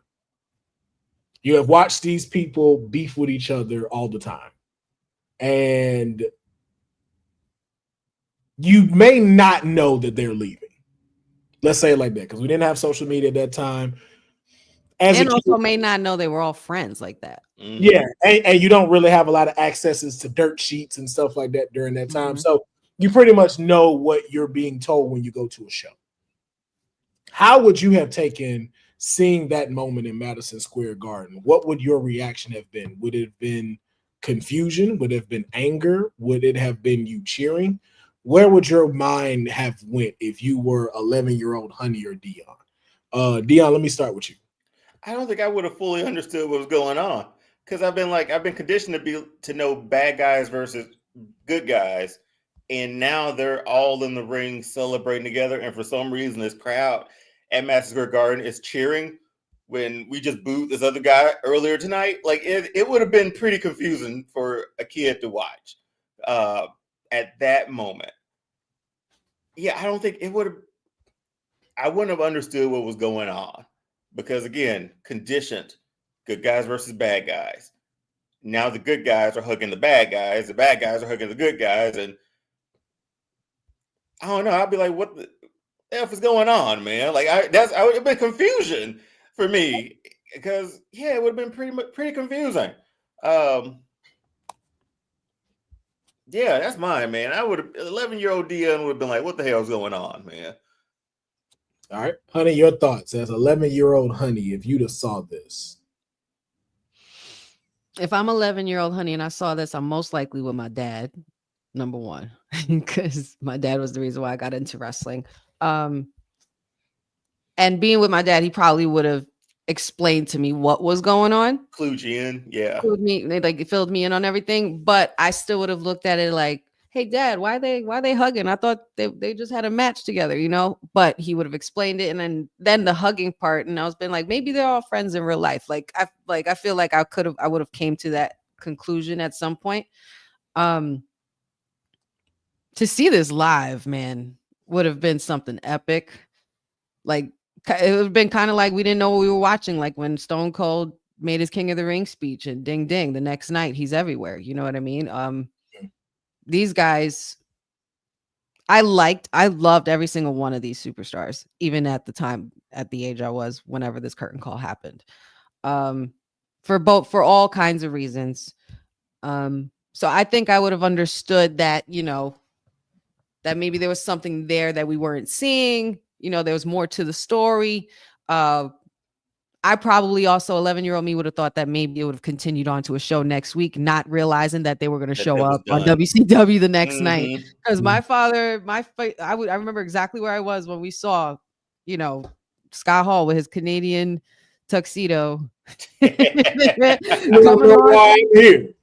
you know who I am, but you don't know why I'm here. That was genius, man. That was just so good, because at that moment when that happened, I'm thinking, oh shit, WWE's taking over. Like I'm thinking, like, oh shit, like that's what I'm going for. Isn't ignorance bliss?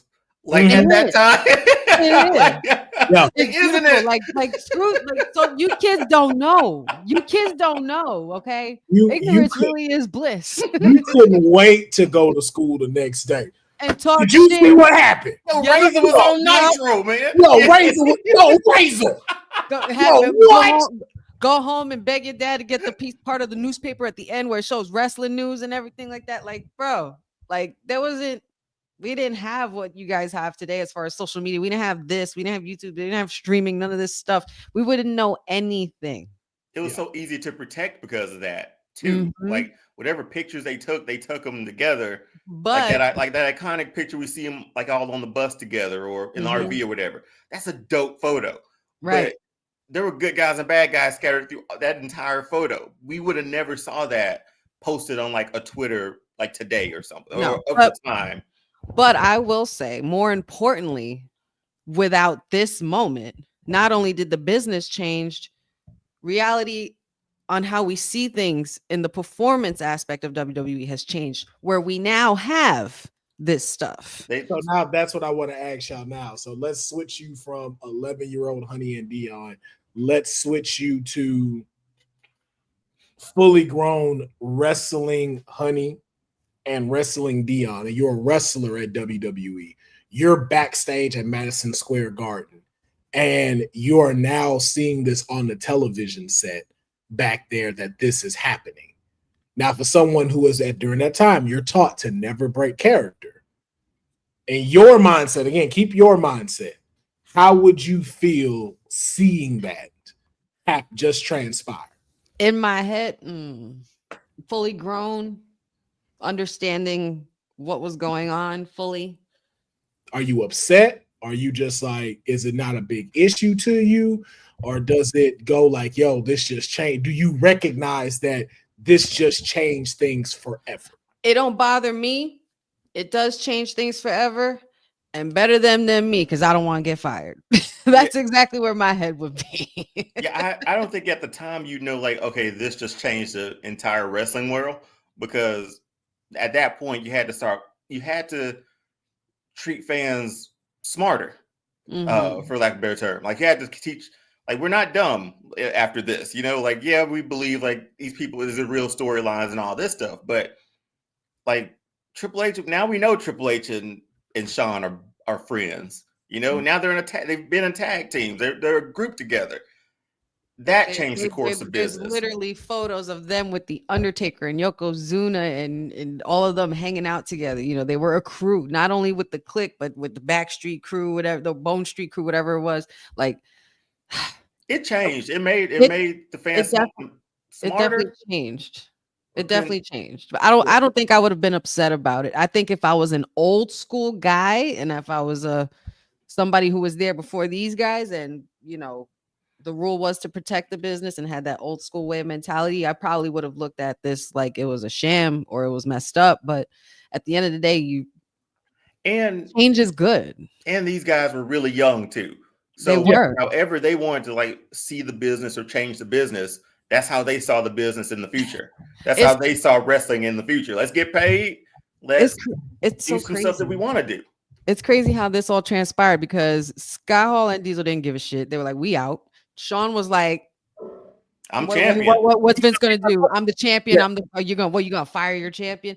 So Triple H had to take it. And you know what? Not for nothing. If anything, that made Triple H better.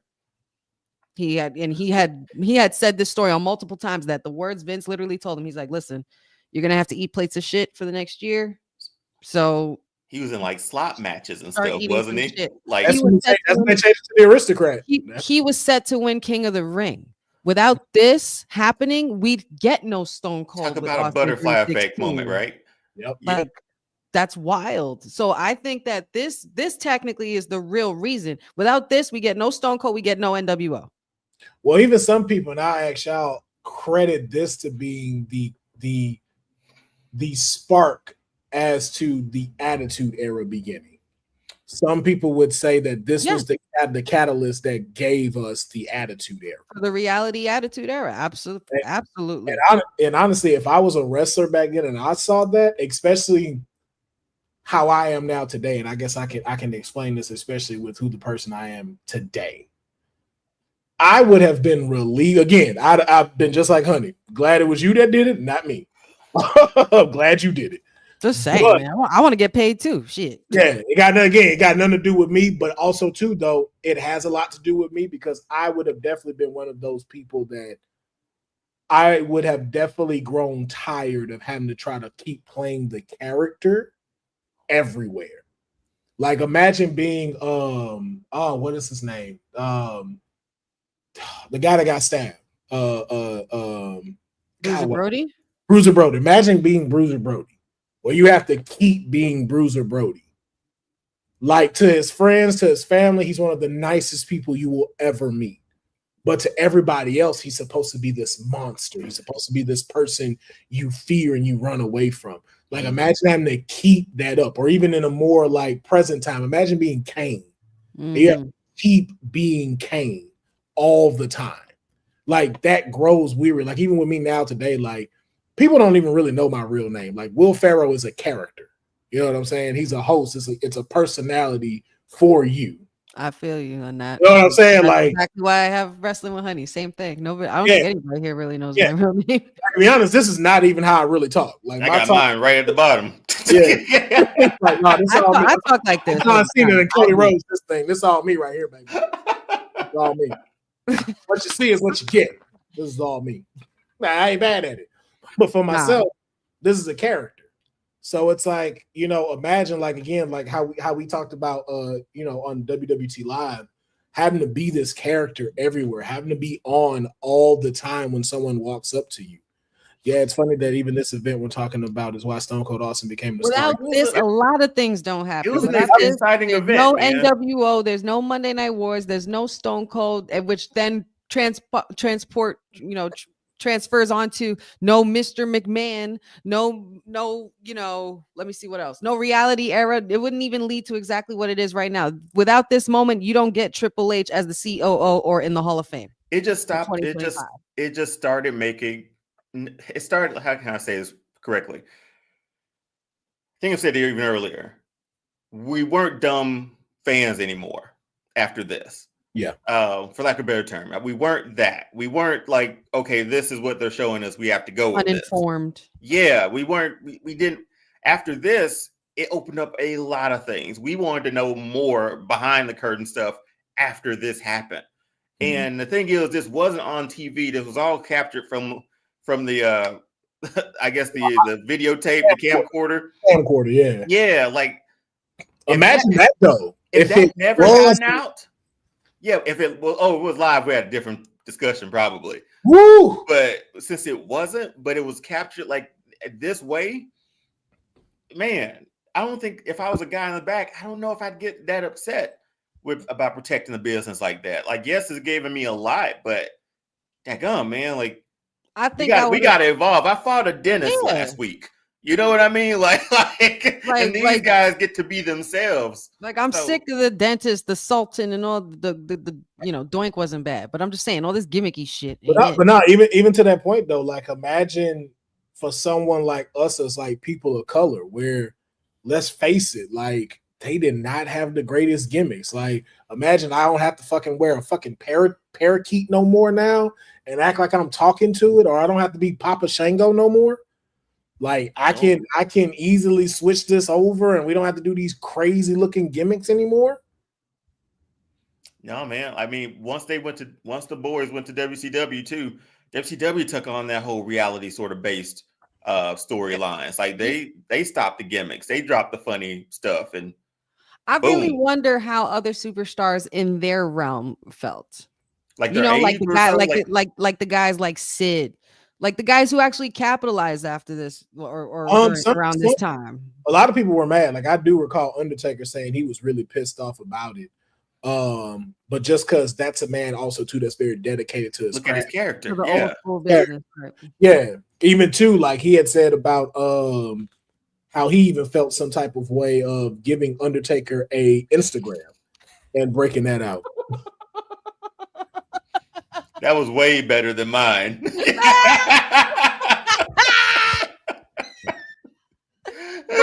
the worst. Like, how dare you do that to Ron Simmons? The first half of a black tag team champion. Like, are you kidding? You putting a helmet on this guy?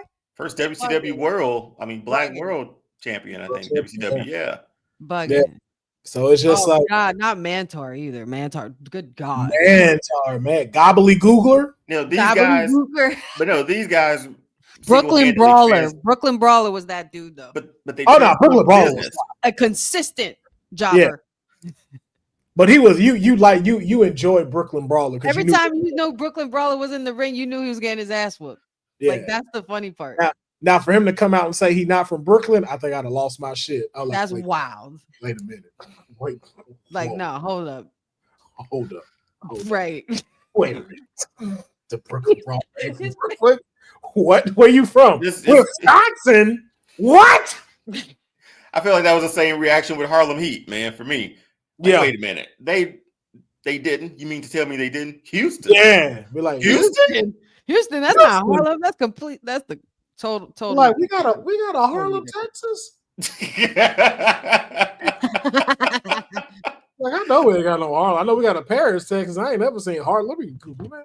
Boy, look on MapQuest. They were talking about streets and stuff, man. You were like, they were from Harlem. Without this, making it up. Without this, you don't get the craziest heel turn in history. You don't get Hogan going to WCW. Very true. Very true. It just so happened to like all align itself. No, without none of that, you don't get Shawn Michaels with a great comeback in what was it? 02? No, I'm lying. 2011. Excuse me. No, that's you wouldn't have had I lost my smile. You wouldn't have had that. Say again. You wouldn't have had the I lost my smile. I need to find my smile. Mm-hmm. You wouldn't have got that. Would we have gotten DX without this? No. Would they have put Shawn and Triple H together? I mean, Shawn and Triple H together? Without this, I don't think so. Listen, I know you're not ready for this. Oh shit! You knew I was gonna bring it up. You wouldn't have got Brett without this. We had Brett before this happened. You wouldn't have got Brett Stent if it wasn't for this. But we had Brett before this happened. But you wouldn't have got Brett Stent if any. Look. If I'm being honest, if anybody benefited from this, it was Brett. Brett is. I can't fully compare the two, but like character wise, Brett is John Cena before John Cena. Like that was the one. That's what I've been trying to tell you. Let's calm down. Let's calm down. That's why I didn't even want to use Paris. Yeah, exactly, because I knew she was finna go. Of course. What else would you think? As using just you as yourself, that's what this allowed to be a lot better. Because if we're being honest, Brett would have probably got the Owen Hart treatment, where he'd have became the Blue Blazer. They would have been trying to make Brett become that. If it wasn't for this, Brett being Brett, damn well Brett wasn't going to be doing no stupid. Exactly. But being able to have this, him just as himself as a personality, they were able to let rock. Yeah, we started calling people by their full names. No gimmick names, just little add-ons. That's all we had. Yep. It was looking back at it now, it felt like it was best for business because you got two guys going over to the other company who's friends with the other two guys at the other company, and they have an idea of what wrestling should be in the mid-90s, and they run with it. I saw that. I wanted to keep going. Ill. Just ill. But it was no, like it would not. No, it would not. King Mike called. It was the inciting incident, man. You always need a moment, right? A moment that kicked off everything. This was it. This is where we were like, okay, we're behind the curtain fully now. We know something's not up. And that just started all after that. So man, credit to all four of them, man. They got wrestlers paid too. Kev and Scott were always about that cash, man. Straight cash, homie. Like they were always about it. I ain't mad at it. Hey, it made you. It was like, hey, you getting Sting money? Like, hey, you come in and for more, we both get Sting money. Like, okay. And especially at a time where it's like, and they did it right, you know, and they did it right. They asked Vince. They was like, listen, if they could go out there, yeah, but they was like, look, and also too, I don't want to go. Oh, listen, that part, yeah. I don't want to go, but if you can pay me, what's that say? It says my face 94% of the time, or whenever Will starts talking shit about Brett. I was literally just about to say it. Whenever I'm talking shit about Brett. That's why we're tag team champs. We be right here, bro. But no, you're right. Well, they didn't want to go. They didn't. But they said it was like, if you can pay me, I'll stay. And Vince was real about it. Like, I can't give you what they offering you. That's a blast from the past right there. Mark Meros? Mark Mero, aka Johnny B. Bad, WCW. The Wild Man when he came over, right? Wild Man Mark Mero. Hey man, bring my boy. Then he became a boxer somehow. Bring my boy Glacier back, man. Bring what? Bring my boy Glacier back. Dude, Glacier had what a badass entrance, man. Glacier had but that would, if Sub-Zero had an entrance, that was it. That was it. That was it. That shit was trash. That shit was trash. It could have worked. There's only one Sub-Zero that existed to me besides Mortal Kombat video games, and that was in the Mortal Kombat movie in the 90s. That's it. That's why he was Glacier. That's why he was Glacier. Yeah. Glacier. No, Glacier. That was just. It was a mixture between the Killer Instinct character and Sub-Zero. Look, if I was there, I'd have made that work. Whoa. But here's the thing. Whoa. We just talked about these four changing the business, right? Mm-hmm. Glacier came way too late.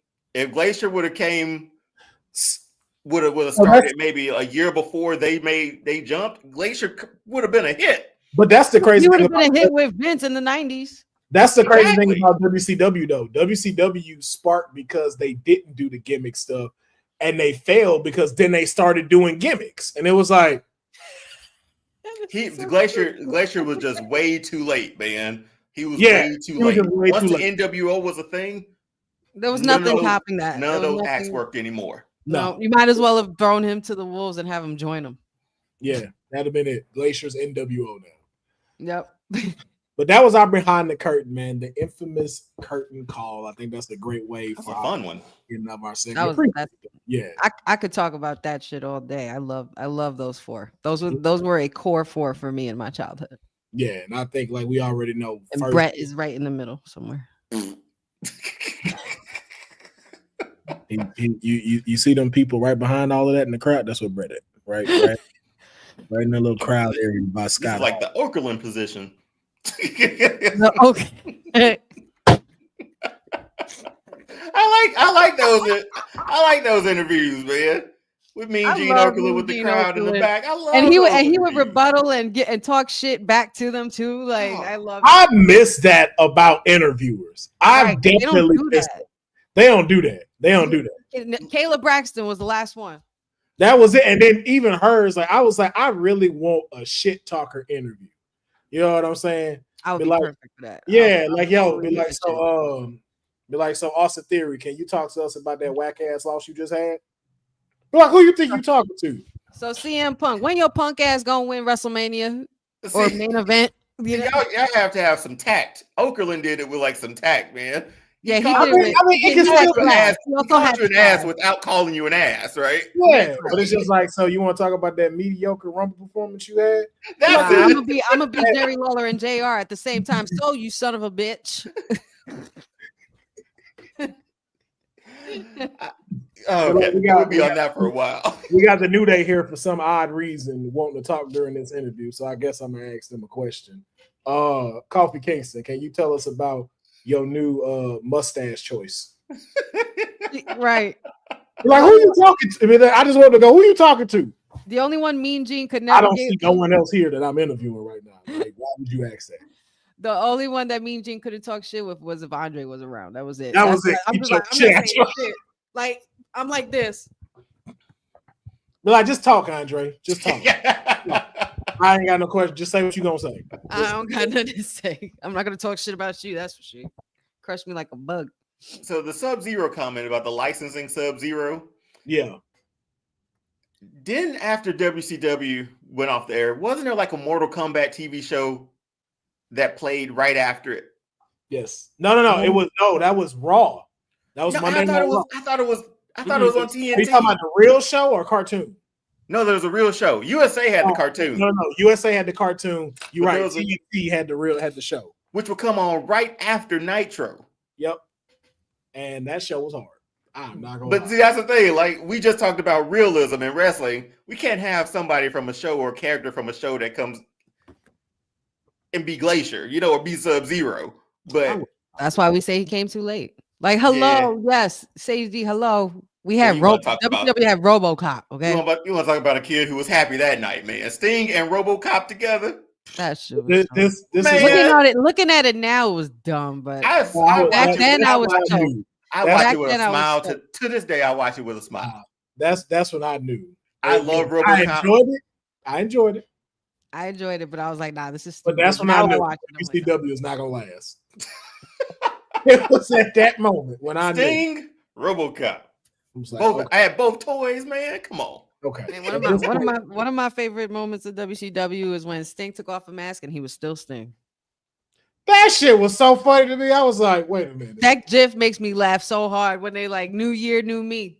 Yep, same shit. I was like, how y'all didn't know this one? Yeah. Well, they had fake Sting for so long, remember?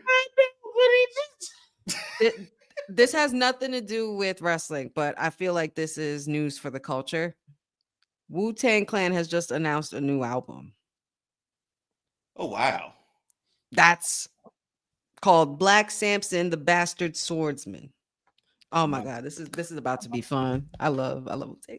About to throw out a hot take. Wu-Tang Man. freak. About to throw out a hot take. Go ahead. I've only heard 2 Wu-Tang songs in my entire life. Wu-Tang is for the children.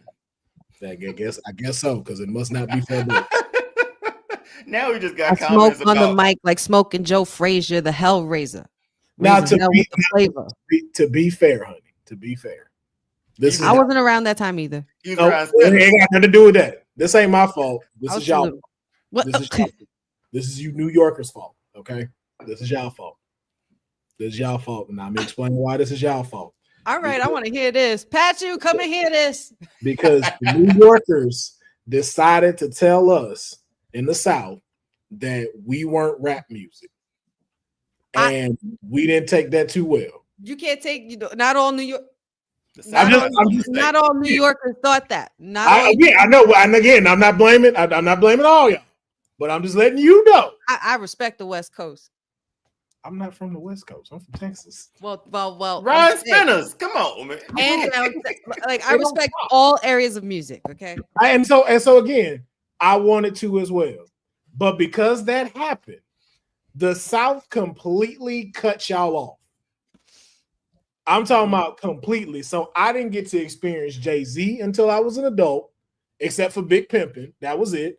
I didn't get to experience Benny Siegel. I didn't get to experience Cameron. And now that I heard Cameron as an adult, I'm like, the fact I didn't get to hear this as a teenager and say this shit in class, I was deprived. Okay? I was fucking deprived. This all started with me announcing that Wu-Tang Clan has announced they're dropping a new album. He only heard 2 Wu-Tang songs, and he's blaming us New Yorkers. Y'all said the South was not New Jersey, so I get it. And they cut us off. I'm telling you, like this is how this is how I know they cut y'all off. Y'all remember Sam Goody in Circuit City? Yeah. Yes. All y'all stuff was in the back. Y'all weren't even in the alphabetical order. It was alphabetical order. That's what I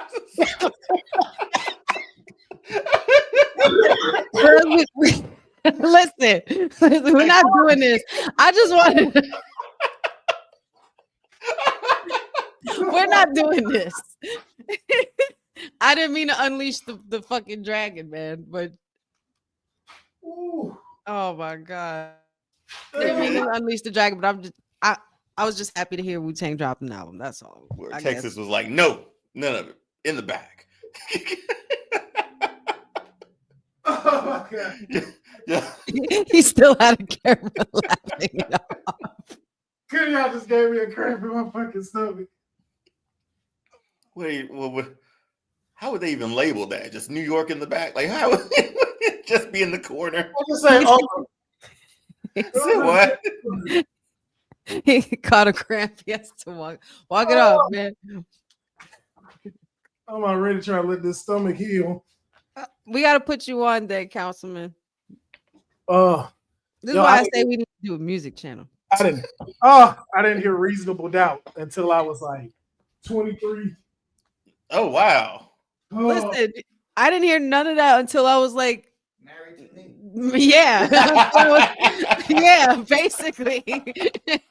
Especially to the point where I know all the words, like, and I literally have and it's no disrespect. It was just my dad wasn't really high on hip hop, so he tried to keep me into wrestling.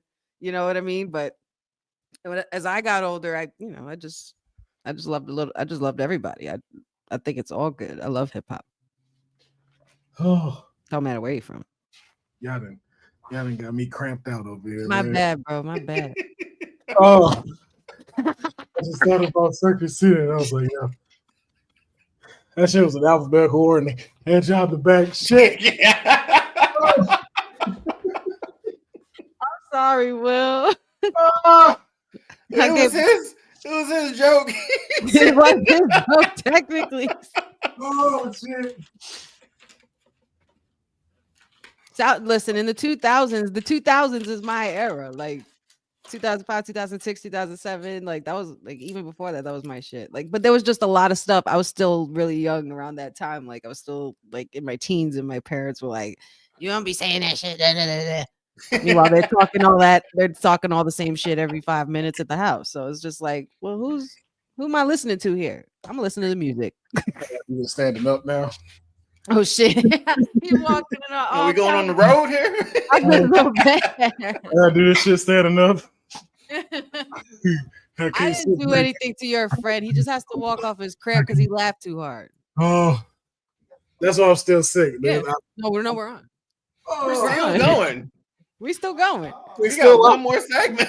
We still live. We got one more segment. Yeah. What are you doing? I feel like Triple H right now when he took off fucking Ted DiBiase Jr. Could get back in the ring. It looked like Alistair Black rising up. Oh. No man, is that virtual Laker? Oh shit! No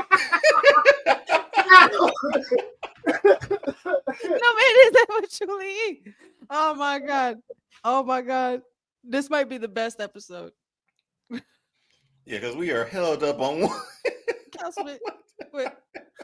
All right, y'all. we look like we're in a shelf. I think we are. Yeah, my pants. Oh, Gatorade. Oh, something. He took them both. I need something, he said. Come on, walk it off. We'll walk it off. I'm trying to. All right, we gotta stop laughing. Everybody stop saying funny things in chat in here. I gotta hold my stomach out like the penguin now. As long as you don't have that walk, man. I definitely don't have to have that water right now. It's like that man was touching his heels with his hands.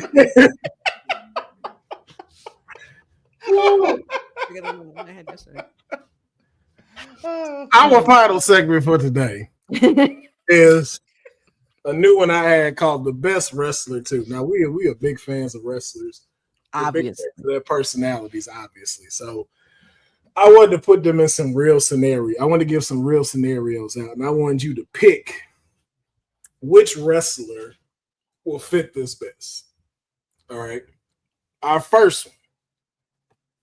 Best wrestler to babysit your pet. Best wrestler that would babysit, that you would let babysit your pet. Or, pet sit. Who do you think would be the best pet sit? I have two, but I'll pick one. You do two. I do two. John Cena and Bailey are my picks to take care of my dog. I'm not mad. That dog gonna be so disciplined thanks to John Cena. Like, but would you be able to see him? No. Side note, I know we've taken a lot of them. They've made a Mattel see-through John Cena action figure. As they should. As they fucking should. The most amazing thing I've seen. We doing a dog segment on Kayfabe. I'm here for it. Let's gotta stretch this out, man. Councilman, I feel so bad. I'm sorry, man. Oh, yes. If I'm having someone babysit my beautiful pup right here, Frankie, you're gonna be so proud of me, Deonne. Cody Rhodes. Good pick. Cody Rhodes. I would have said Zelina or somebody like that, but they're cat ladies, so that won't work. I don't know. For some reason, I got Chelsea Green. I feel like Chelsea Green would take care of my dog, top food. Yeah, you're gonna have a very sedity dog. I have two. You know what? I just have two too. Cody and Braun Strowman. I can see Braun Strowman. I was gonna say Chelsea Green and Trish Stratus. Chelsea Green and Trish Stratus, I think would be dope to take care of my dogs. That's cute. That's a pretty dog in there too. Leave me alone, Deonne. Leave me alone. Let him lay down. Right? He's still at 94.5%. He's probably down I feel like a 92. ref is gonna come in and grab his hand, take it up, drop it. Break the bell. Break the bell. It's done. He's out.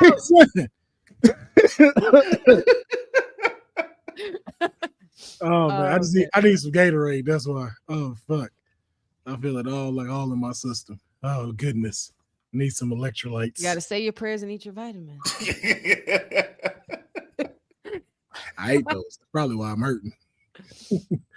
All right. So our next scenario.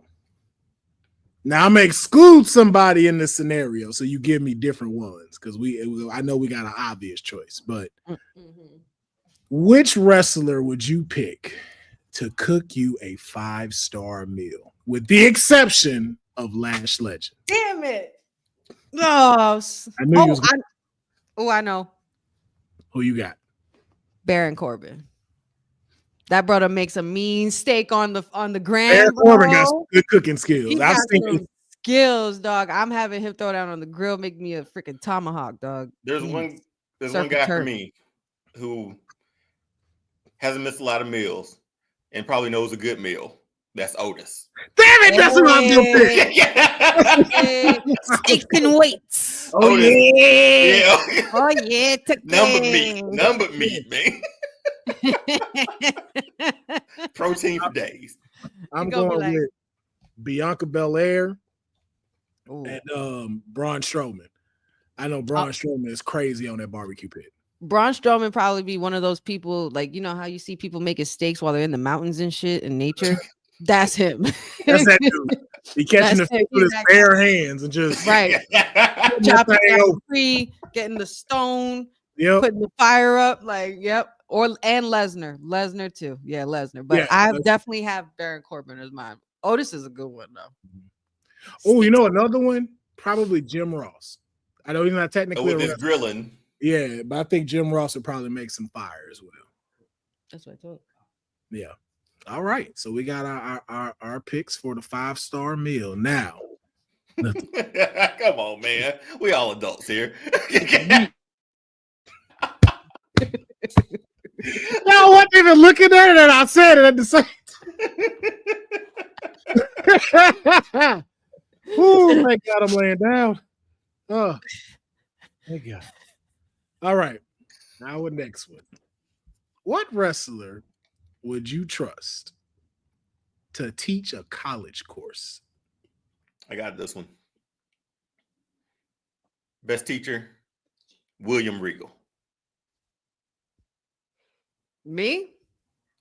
He paused. I didn't know if Will was gonna do something else, but you said I got William Regal. William Regal. Or the best, for best professor or best teacher.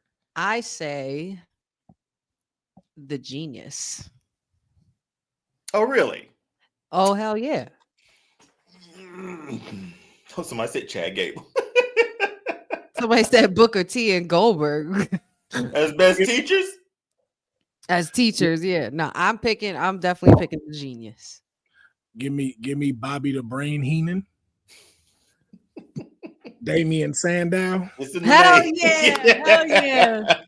And I know I'm gonna fail this course, but go ahead and hit me with that Steiner math. Did you see his tweet this week? I mean, what was it, like last week or so? When he talked about Scott Steiner retweeted or replied to, I think, something that wrestling is soft. Jesse Ventura said on commentary about Braun, and even Jesse Ventura used bad math. And then Scott Steiner came back with some bad math too. It was a really good, fun exchange. Yeah, that is pretty funny. Xavier Woods probably would be a cool young professor. I do agree with that. The Rock teaching public speaking. That'd be pretty dope. I can see that. Dang. You remember that guy? What's his name? He used to scratch the chalkboard. Shane Douglas. Yo! I don't think he'd be my best wrestler to be a teacher because I hate that fucking noise. That shit is cringy. IRS would probably be a good professor. He would be a great financial advisor. Yeah, he'd be a great one for that type of class. I can see that.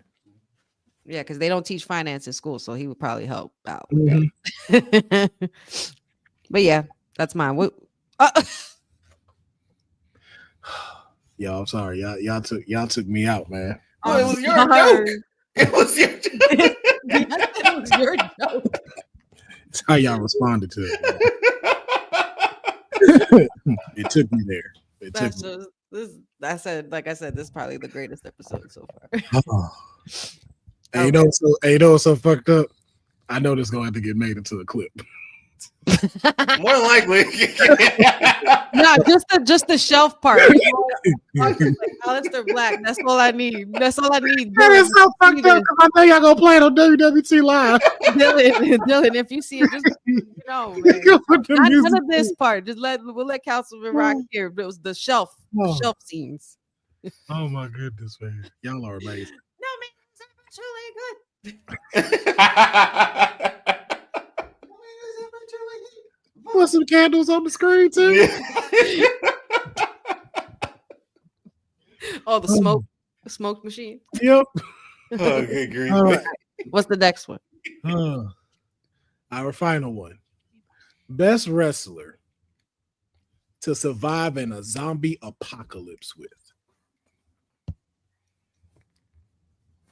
I had to take off my shades for that one. I'm taking Brock, man. Like in a zombie apocalypse. To have Brock Lesnar with you? We F5 in zombies. No, we gotta shoot them in the head and break their necks. That's what we need to do. He can do that himself. He just runs. You getting bit. Then you got to deal with a zombie Brock Lesnar. I'm gonna need less power, less meat, more agility. Sage D, listen.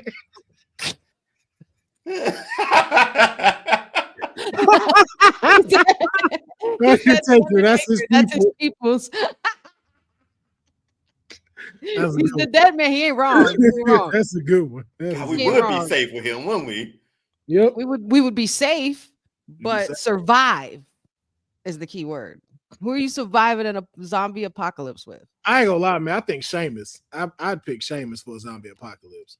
Sheamus look like he be knowing what he doing outside in real life situations. I know who I'm taking. Who you got? I'm taking the Samoan werewolf, Jacob motherfucking Fatu. And we gonna fucking all up in this shit. You know what I'm taking? Bret Hart. Why? Because you're gonna throw him into the pile while you run? Don't sacrifice. You are so wrong. He said, yep. Pop him in the kneecap. Pop. Run off.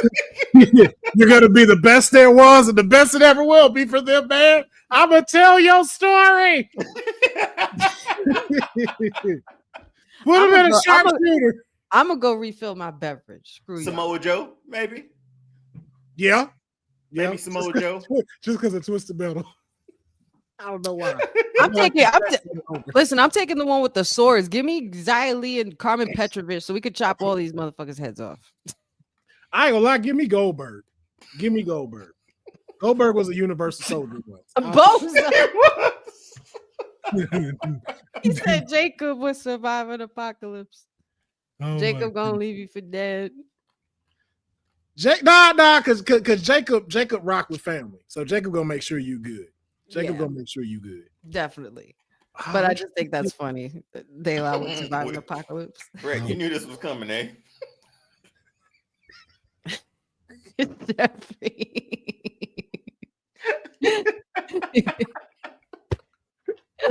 Not the A. Look at Jeffrey. Councilman look like he about to get a massage. I wish. He at the spa, bro. I wish. Jeez, man. Man, just trying to survive at this point. Man. Because I already got I had a stomach thing, where my I messed around and took too much cold medicine to get over this flu. Because I'm not normally sick. And if I am, I get better in 2 or 3 days. I'm not used to where it's you gotta wait 2 weeks to over your shit. And so I'm sitting here just down in Mucinex like nobody's business. Yeah. And so I messed up my internal stomach lining. And so that's why I'm at 94.5%. So it's that's what I'm dealing with. And so I was I woke up today, I was oh, I feel a lot better. It's not as bad. And I don't know what happened. As soon as I told that joke. Listen, man, we love you. We love you and appreciate you for your dedication. I appreciate it. It just did this. I was oh. I was why my abs hurting? I don't have abs. What's going on with my keg? My keg is malfunctioning. And then I need some electrolytes because my others, everything else feel like it's cramping up. And I'm like, damn it, I need some electrolytes. Why all this got to happen while I'm recording? Best wrestler to survive apocalypse. Be a teacher, pet, babysit your pets, cook. We want to know who you would pick in the comments. Y'all make sure y'all let us know who would you pick in these scenarios. And we're gonna keep doing these. I got a whole bunch of other ones and stuff as well. But I was like, let's keep it with 4, just so you know, to keep it fresh, keep it light. Any other ones y'all can think of before we wrap and get to shooting the ish? Man. No, not really. I mean, my pets I think those were good choices. Pat, You got some good choices as pets. Pat, you just said to me, he just said this right to my face too. Pat, you just said to me that best gym teacher would go to Mandy Rose.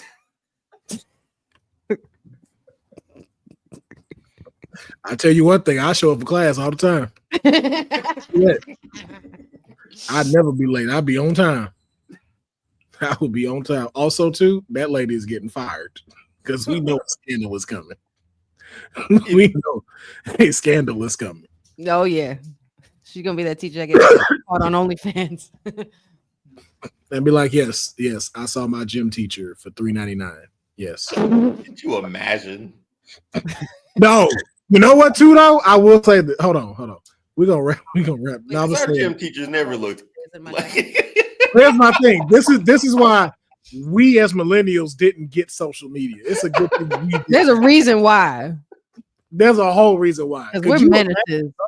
We're menaces. You Gen Zs don't know. You do not know. Imagine us with OnlyFans as millennials. We'd be banking. We would be, we'd have been in so much trouble. We'd have been in so much fucking trouble. We wouldn't have graduated high school. Nah. We wouldn't have been able to cut school. We'd have been in so much trouble. We'd have been in so much trouble. So much fucking trouble. If we had the full out internet. The full out, we just had the starter version. We had the part-time internet. That's what we had. We didn't need computers. We didn't have phones like that. Like our phone, if you had a phone in high school, you thought you was doing something. Having Snake on your phone was like, be like, I'm balling out here right now, right? Check out that high score. Go ahead, try it. You can try it. Just make sure you get my phone back. Let me check my phone. I got the text messages. Who the fuck texting you? Only 3 of y'all got phones. Let me worry about all that. Let me text my people. Matter of fact, I gotta go pick me a new ringtone. So when y'all call me, I gotta change Soldier Boy now. Or remember leaving messages with the music in the background, let it fade out. Yo, I never got that ring. I never got that. I kept playing it too loud or missed the part that I wanted it to play, and I'm like, fuck! It ain't gonna go back. I don't know why my dumb ass kept trying to do it during 106 in Park. I already knew they wasn't gonna play the full video, and my ass they never did. They never did. Go back. Wait a minute. Damn, I gotta wait till next week. I'm just trying to get to everybody that be living it up. It's like, damn it, bastard shit. Councilman, you're doing this to yourself now, man. Your stomach never gonna get better. Well, I'm laying down now, so it don't hurt as bad. Okay, good. I'm laying down now, so the jokes can commence. But ladies and gentlemen, that's gonna wrap up this episode of Kayfabe Podcast. Now, normally too we go shooting the ish, but we like to, for recording purposes, so Deonne can keep making the fantastic clips, give him a cutoff point to where the show ended. But just stick around with us for a second. We are going to be right back just to talk regular stuff here on the show. But before we get out of here, honey, can you let them know where to follow and support you? Y'all can find me here Mondays, Wednesdays, Fridays, Saturdays with WWT, with Kayfabe, with my fellas. Let's see what else. Honey Night SmackDown watch along every Friday, doing double duty there, and all things Wrestling with Honey on the socials, Wrestling with Honey podcast on YouTube, and yeah. Deonne? Yeah, over on All Star Fandom Show on TikTok and Instagram. Over on YouTube as well. Share, subscribe. Also social media stuff. You know what it is. today, later on, we have like the first in our fandom of love for the month of February, iconic superhero couples. That drops later today. We had a really good panel on for that one. The next week after that will be in TV. The next one will be in movies. And just don't be on the lookout for that. And some clips. Try to make WWT on Mondays if I can. If I make it home in time from work, that's going to be my prime day to hop on, because I don't want to miss too many of those with y'all. But yeah, and then here every Saturday, chopping it up here. Hopefully Will's at 100% next week, but we'll see how high this 94.5 rises. But All-Star Fandom Show everything. Thanks for your support. Well, it definitely dropped to 92.6. I'll tell you that. That's what I said. It's probably gonna go down to 92. We are at 92% now. It's plummeting here, man. Stock dropped. Oh my goodness, man. Y'all can find me at Lay Your Ass Down Pharaoh on all, because this is ridiculous. And yes, make sure you take your vitamins and keep your health up. Keep your health up. Don't drink milk either. Don't do that. But take your vitamins and make sure y'all don't need milk. You don't. And for some reason, I don't know what they put in the air, but all men are getting sick. So just be careful. Just be careful out there. I don't know who did it, but y'all be careful. But you can also find me trying to rest up, but TK want me on there every day, almost every day. So except for Thursdays and Sundays, you'll live on WWT. Trying to come back with the streams and the content on social, but I will definitely be there.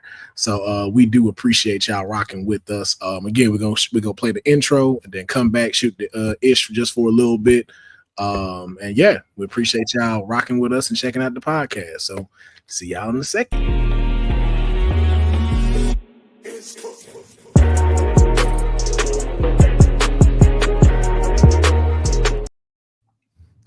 All right.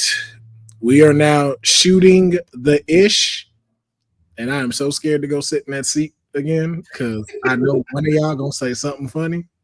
Just turn your camera off, man. I don't know why I didn't do that.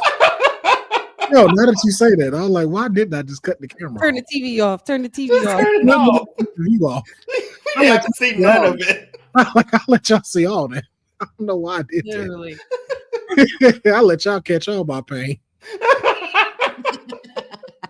It's like, why you didn't just cut the camera off? Yeah, man. I could have definitely finished this without you. I know you're feeling better because you're not sweating as much. Yeah, you were in a Southern Baptist church, man. The way you were tapping your head. Yeah, because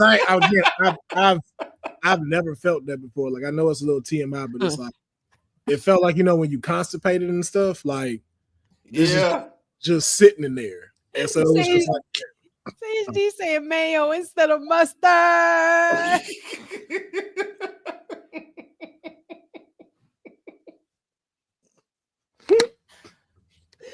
Stop. Niggas make you sick, but somebody gotta do it. I get it on the ass, man. Somebody gotta do it. Now I gotta ask y'all something. Have y'all seen the fans? Well, I know one of us has, but honey, have you seen we're shooting ish. You don't have to be on camera doing that. I say you're A-okay. We're just shooting ish. Oh, I don't have to hide it. You don't have to hide it. Okay, I just want to be respectful. Have you seen the Fantastic Four trailer? I have. And thoughts. I'm excited. I just want to see what Galactus look like. I don't know, and I'm excited for Robert Downey. I didn't know that they casted those people as the Fantastic Four. I totally forgot about Pedro Pascal being in this, and Eddie from Stranger Things as Johnny Storm is going to slap. That worked so well, more than I thought it was going to work. At first, I did not see it. Totally, I see it. I was like, "Oh, that's like Silver Age Johnny Storm." Yeah. And then I heard they have a women's Silver Surfer. Yeah. How you feeling about that? That doesn't sound so enthusiastic. It has nothing to do with her being a woman. Just I don't like the last time what y'all did to my Silver Surfer. Oh yeah, well yeah, that was voiced by shitty. Lawrence Fishburne, I think, and he was That was he wasn't as cool as I thought he was gonna be, or as he was when we were growing up. Bro, them comics and them pictures we used to see him, like I thought this was finna be it, and then it was like, what the fuck is this? So moody and everything, man. But yeah, like he didn't smile, he didn't do nothing. He just like he just looked moped out. Like, what's your name? Norman Red. I'm like iRobot had more personality than you. It really did. No, Jessica Alba's not in it. I ain't gonna lie, I am upset about that. Bye. Wait, why? I mean, it's first of all, listen. The obsession I have with Jessica Alba is unhealthy. Is probably unhealthy. I've liked her so long. Pat just came back and like I found who relates to me. Like most people don't even like. I like her. He keeps getting his chest like. Listen, I have been in love with Jessica Alba since she was in a Disney Channel original movie, and most people don't remember this movie. Y'all remember a movie called Punks? Oh God, no! It was an acronym, and they stole this piece of technology that gave them like super strength and shit like that. And Jessica Alba was in it. That was the first time I saw her, and I just thought she was the cutest woman I ever seen. And I was like, yo, that's me right there. That's me right there. Then Dark Angel came out, and I was like, listen here. Dark Angel, man. Dark Angel was probably the first thing I remember her from. I don't remember the Disney thing. I'm telling you, just Google it. It sounds dope. It definitely sounds like something I would have been watching too. Which I usually remember Disney movies, man. It's called Punks, and it's an acronym. It's an acronym that says Punks. It's an old ass Disney movie, and because it's her, I will check it out. And I can't. And I'm not. Y'all not about to catch me hating on Jessica Alba because and she just did not stop being fine. It was just like, yo, she got still looks that good. You know how mad I was when she got married? I was like, hey, you Cash Warren, you smart for getting her pregnant. Because don't get too upset. Matt was upset when with her with Paul Walker more than her own husband, Cash Warren. Like he was more upset with Paul Walker with Into the Blue. I see Paul Walker the homie. Like, see, you know what's crazy? Pat, you remind me of Paul Walker. Like that, like them two are in that same phase. You used to say fuck Paul Walker. Before obviously the I mean, of course though, because you with Jessica Alba, like, all right, you pushing it, sir. I like you in Fast and the Furious, but hey, don't make Into the Blue 2. Don't get Into the Blue 2. Fuck out of here. You got one movie with her. You stay away from my Alba, all right? Listen. Alba was legendary, not even with those. Okay, it was Honey. That's what all y'all started liking her. That's what I'm like. That's not true. I just said what Dark Angel was. I was watching Dark Angel. I was on Buffy and Dark Angel. I was, but more Dark Angel than Buffy. Just Honey.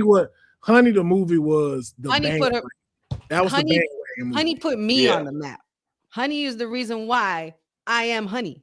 Why that name is what that name is. But you knew her from Dark Angel, so you get to rock with that. But also at the same time, around that time with the movie Honey, I was also a working dance teacher, choreographer, backup dancer in the city. So that movie was literally like my life. Like and my nickname literally came from that dance troupe. Shout outs to Hypnotized Dance Crew. It was the first dance company I ever joined. And I auditioned.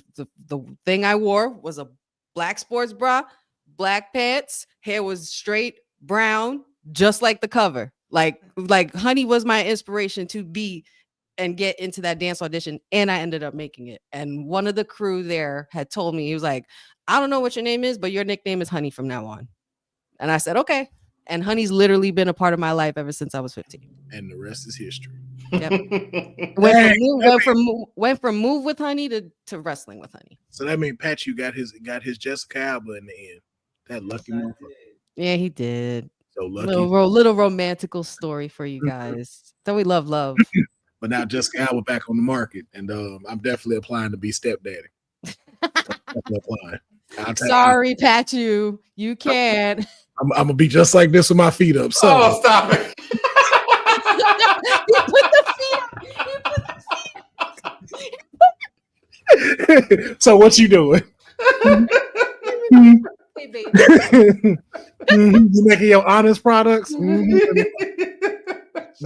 I love it when you make your product. Did y'all watch her in the show with Gabrielle Union? It was like that was a good show. That was a good show. It was. I thought that would have turned into like a Bad Boys little crossover, you know?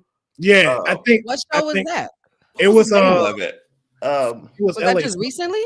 No, it was right after Bad Boys 2 because it's a spinoff of Gabrielle Union's character, and she went to LA and she became partners with Jessica Alba's character. Yeah, it was really good. Why is that such a fire ass duo? It was good. Union and Jessica. It was great. No, it was 2 seasons is all it got. Yeah.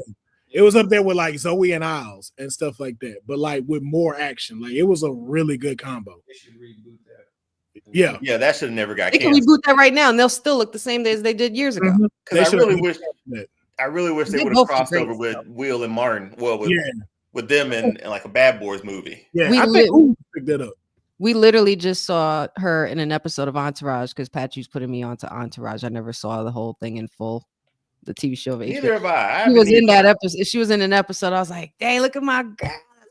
And I'm like, nah, that's y'all girl. I get it. But that's my girl for different reasons. No. That can be your girl. Jessica Alba is there. Look, listen, we got to protect Jessica Alba at all costs. At all times. Okay. Especially now that she's single. Yes. Woo! Just all, if she, I know she probably not watching this, but hey. If you are, we love you. They hear you. Everybody hears you. You're live. Hey, we don't mind. He said, "I hope she hears me too." Yes. We hope she hear all this. We hope she hears all of this. Shit, man. I mean, hey, you can have Roman. Just give me Jessica. We call you. I can't have Roman. I'm married. I's married now. I's married.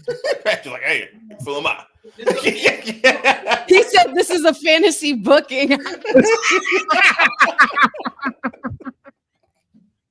You dickhead.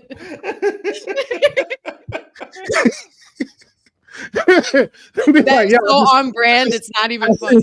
I just said that for the show. Okay, this is a fantasy. Hey, don't you take this seriously. The show was done. Y'all was saying I could talk. Well, we got him. He just did a Triple H bow and walked out the room. Hunter Hearst Helmsley. Hunter Hearst Helmsley. What a name, man. What a name. Easy. But what y'all think about the Fantastic Four? Like, I'm looking forward to it, man. I am. Jeffrey wants it. I'm looking forward to it. It looks 60s futuristic sort of world. The Thing looked great. No complaints from that teaser, man. Like, and that was a lot for a teaser trailer too. That was a lot. We didn't. There was not one inkling of Robert Downey Jr. on there either, which I really loved because I'm sick. Well, not for Doom yet, right? Quick hot take. I'm sick of y'all fucking movies doing that shit. Putting the whole movie in the commercial or in the trailer or whatever. Like, you spoil it, especially for us who really want to see it. You know what I mean? So what I usually do is watch the first one, and then I don't watch any more after that.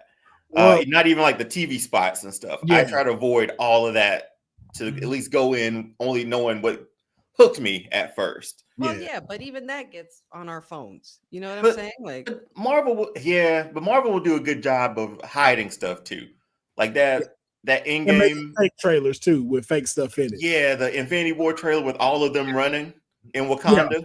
Yeah, we never saw that in the movie. That didn't even happen. That's right. Yeah, I was like, wait a minute. That shit was. I kind of was looking forward to that. They was like, nah, that was just for the trailer. Galactus is raggedy bitch. Yeah, because Hulk was in it. Yeah, I was like, wait, I thought Hulk was fighting. No. This and whole Hulk wasn't movie, even running with him. Yo, I said this. That man got his ass whooped and never came back. Nope. Like, Hulk was not fucking with Thanos. Yo, Hulk got his ass whooped and exited the whole franchise.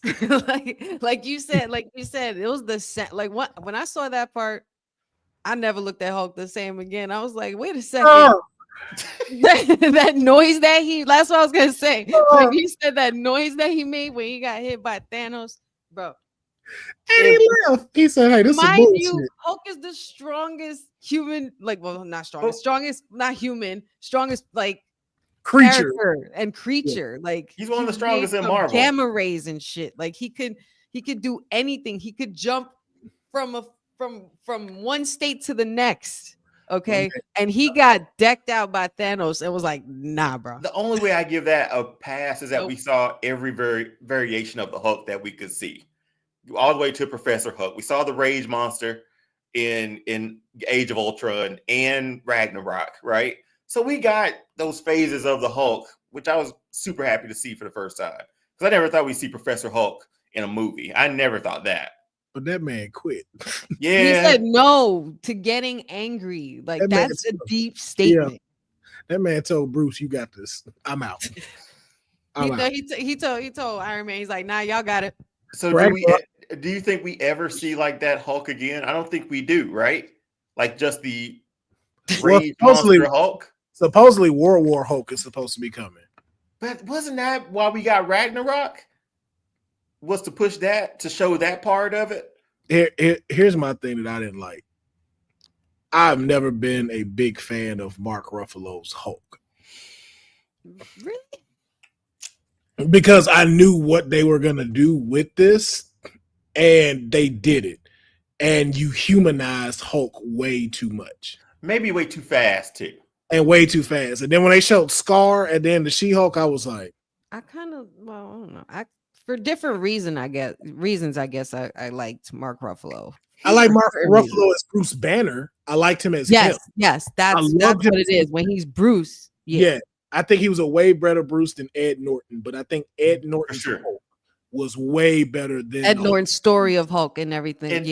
Ed Norton's Hulk was ripped, boy. Like I remember, he let it out of that helicopter shirt off and ripped it. Rest of it off and just walked. I was like, shit, somebody's getting pummeled tonight.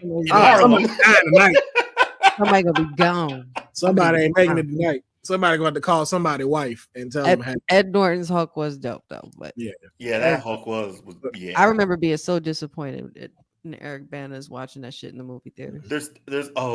Honey, same. And I would see that with my brother and my dad.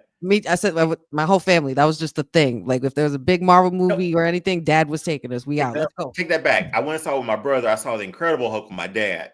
But the first one, I remember walking out of that theater and somebody saying, "Boy, that was better than Spider-Man." I was like, "What movie did you just watch?" Right? Because I don't think. Like I still think that Tobey Maguire has the greatest Spider-Man because of the way they debuted it in the first one. I just liked that and it was the first actual Spider-Man movie we got.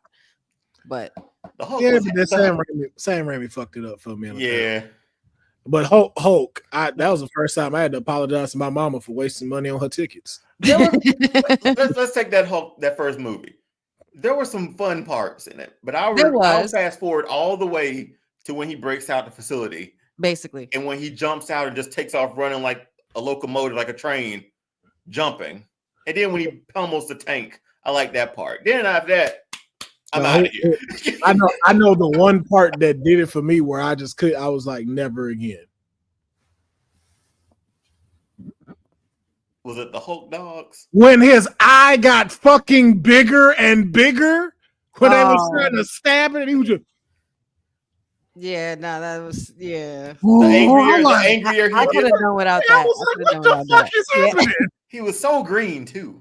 Yeah, it was like when do specific parts of your anatomy grow? What is happening?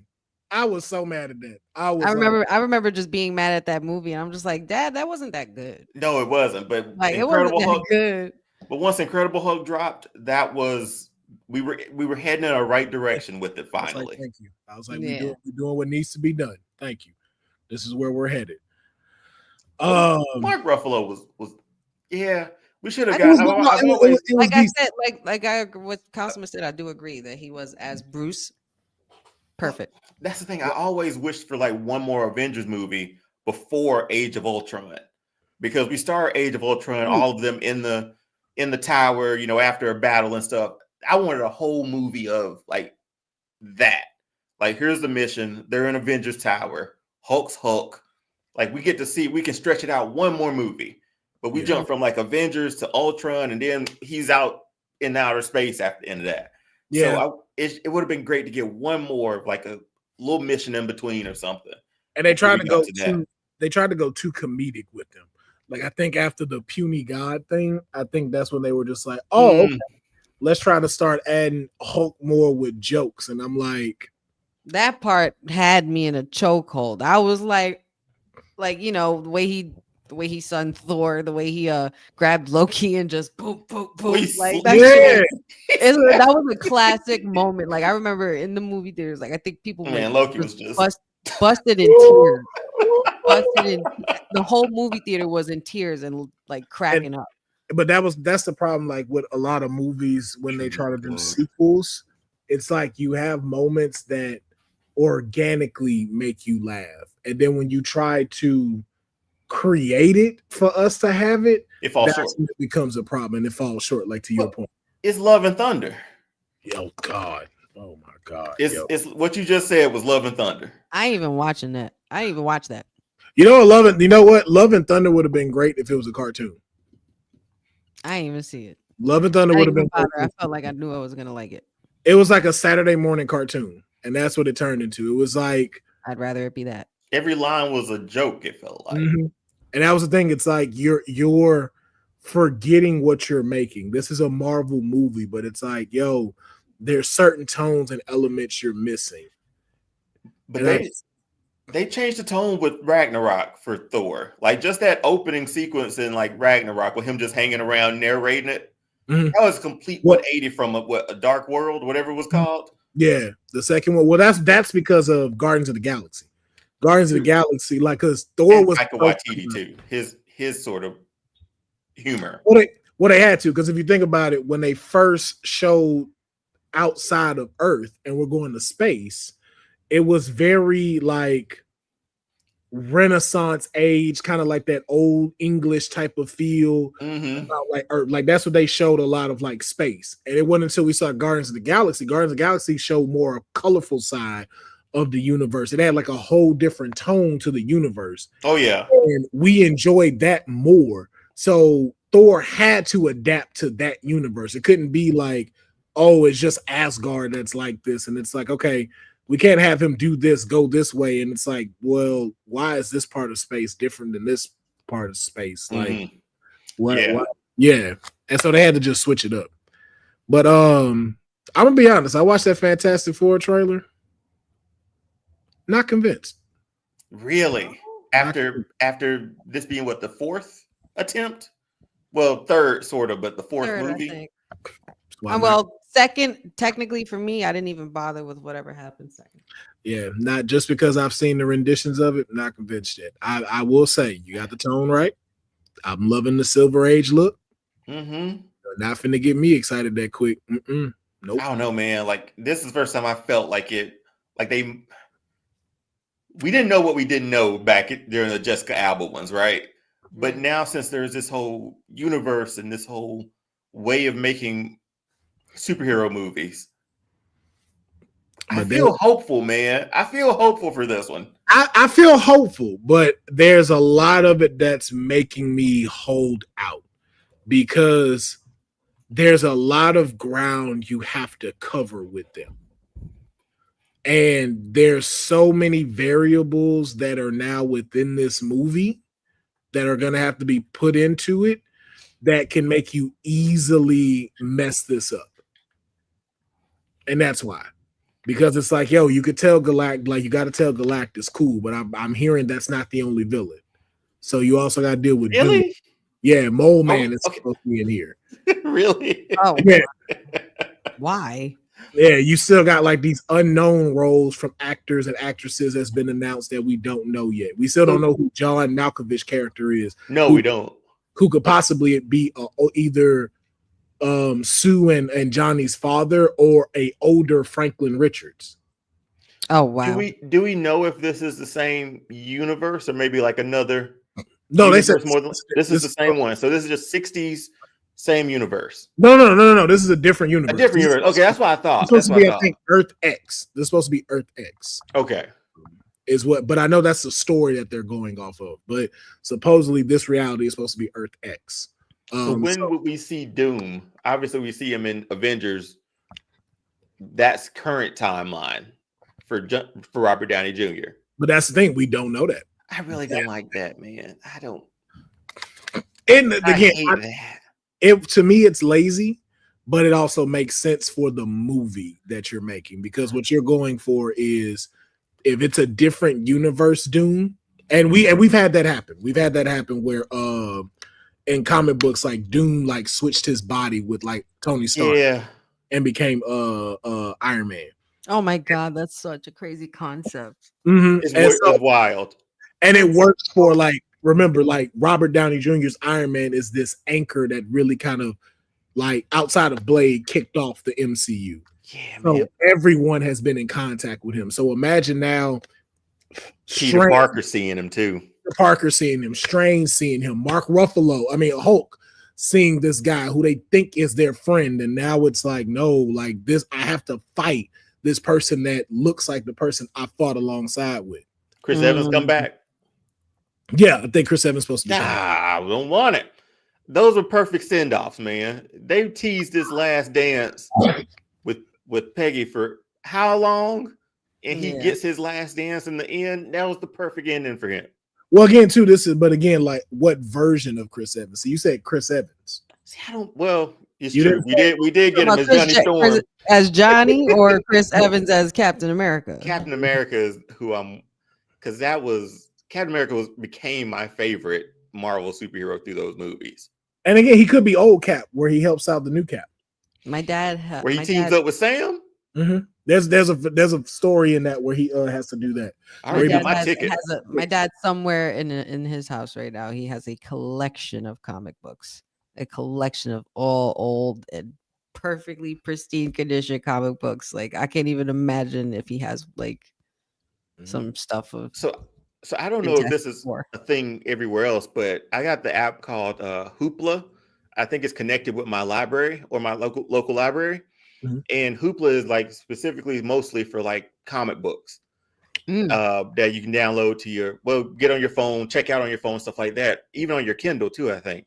Oh, so nice. I've done that. Like I've read through all of Civil War again, not pretty recently, which was really dope to read. And so if Hoopla, if y'all got it, just check out comics, man, for free. Like I'm almost done with Batman '89. Those were great. If those were a movie, woo, bro. I'm surprised it hasn't been a movie as Two-Face. That was woo. so good. All I'm saying is this: if y'all don't get Alan Rickman or Rich Reacher to be Batman, okay, I'm gonna be upset. Did you see? Oh, Reacher? Yeah. Did you see the silhouette of him out at the end of Creature Commandos? That's why I'm like, there's no way he looks like Batman. He could be. You said the same exact thing. He could be a Batman. He was like, I think Ben Affleck might be replaced real quick. He is. I mean, I think he already is at this point. No, Ben said he done. Ben was great. I liked Ben as I like Ben too. But they fucked Ben over because I didn't really enjoy it. His moments were great. I thought I would. I thought I would. But his moments were great though, honey. Like his moments were. He did have some gems, but I'm just like overall. Can't say I did. You could do a super cut of his stuff alone and be like, I enjoyed this a lot. Ben Affleck is the best live action Batman. Just because he gave us, it wasn't real world, Will. That's why I keep saying Michael Keaton, bro. There should be no more real world Batman. There should be no more real world Batman. First off, we talked about this. Michael Keaton played a great Bruce Wayne. As Batman, you are never gonna convince me of. The bat turn was a thing, man. It was like no. Man. It was just some good stuff. No. Hey, Will, go back and look at that where he blew up Ace Chemical, the plant, and the Batmobile comes and the spotlight from the helicopter. That's cinema right there, man. The way he turned around. It was some good shit, man. I would watch. I watched Batman Returns almost every day. Like every day that I could, just put on a TV, like put on the TV and put in a VHS tape that I wanted to watch. I'm watching the same shit over and over, and it was that ending Batman. for Batman Returns is probably my favorite. Yes, not even just like her using another life Selena did, but the end where they pan up and the bat signal hit. And then she you pops see her up, get up, and I'm like, "Oh, and I can't." nothing ever came of I that. know, right? It pisses me off to this day. And it was like Michelle Pfeiffer, like she aged like a vampire in those days. They could have definitely did a little more with that. Like she had another life, man. She had as a kid. Like, Cats have 9 lives, man. And then what they do? They give us Val Kilmer. Val fucking Kilmer. I mean, Val Kilmer, goat. He's a goat, but I'm not gonna say he's a goated Batman. Not a goated Batman. So dry, man. What? He's a goat, but not a goated Batman. He was so dry. Goated what? Listen. You don't know Val Kilmer like I know Val Kilmer. I sure the fuck don't. So please put me okay. You ever seen him in The Doors? He was good as Jim Morrison. Yeah, true. It was a good movie. You ever seen him in Entourage? You don't. Nobody even recognized him in Entourage. I didn't at first. Okay, Sage D. I thought he was a cool guy until he said that last statement. Say what? Boy. Then Batman. Affleck's Batman would have broke his back.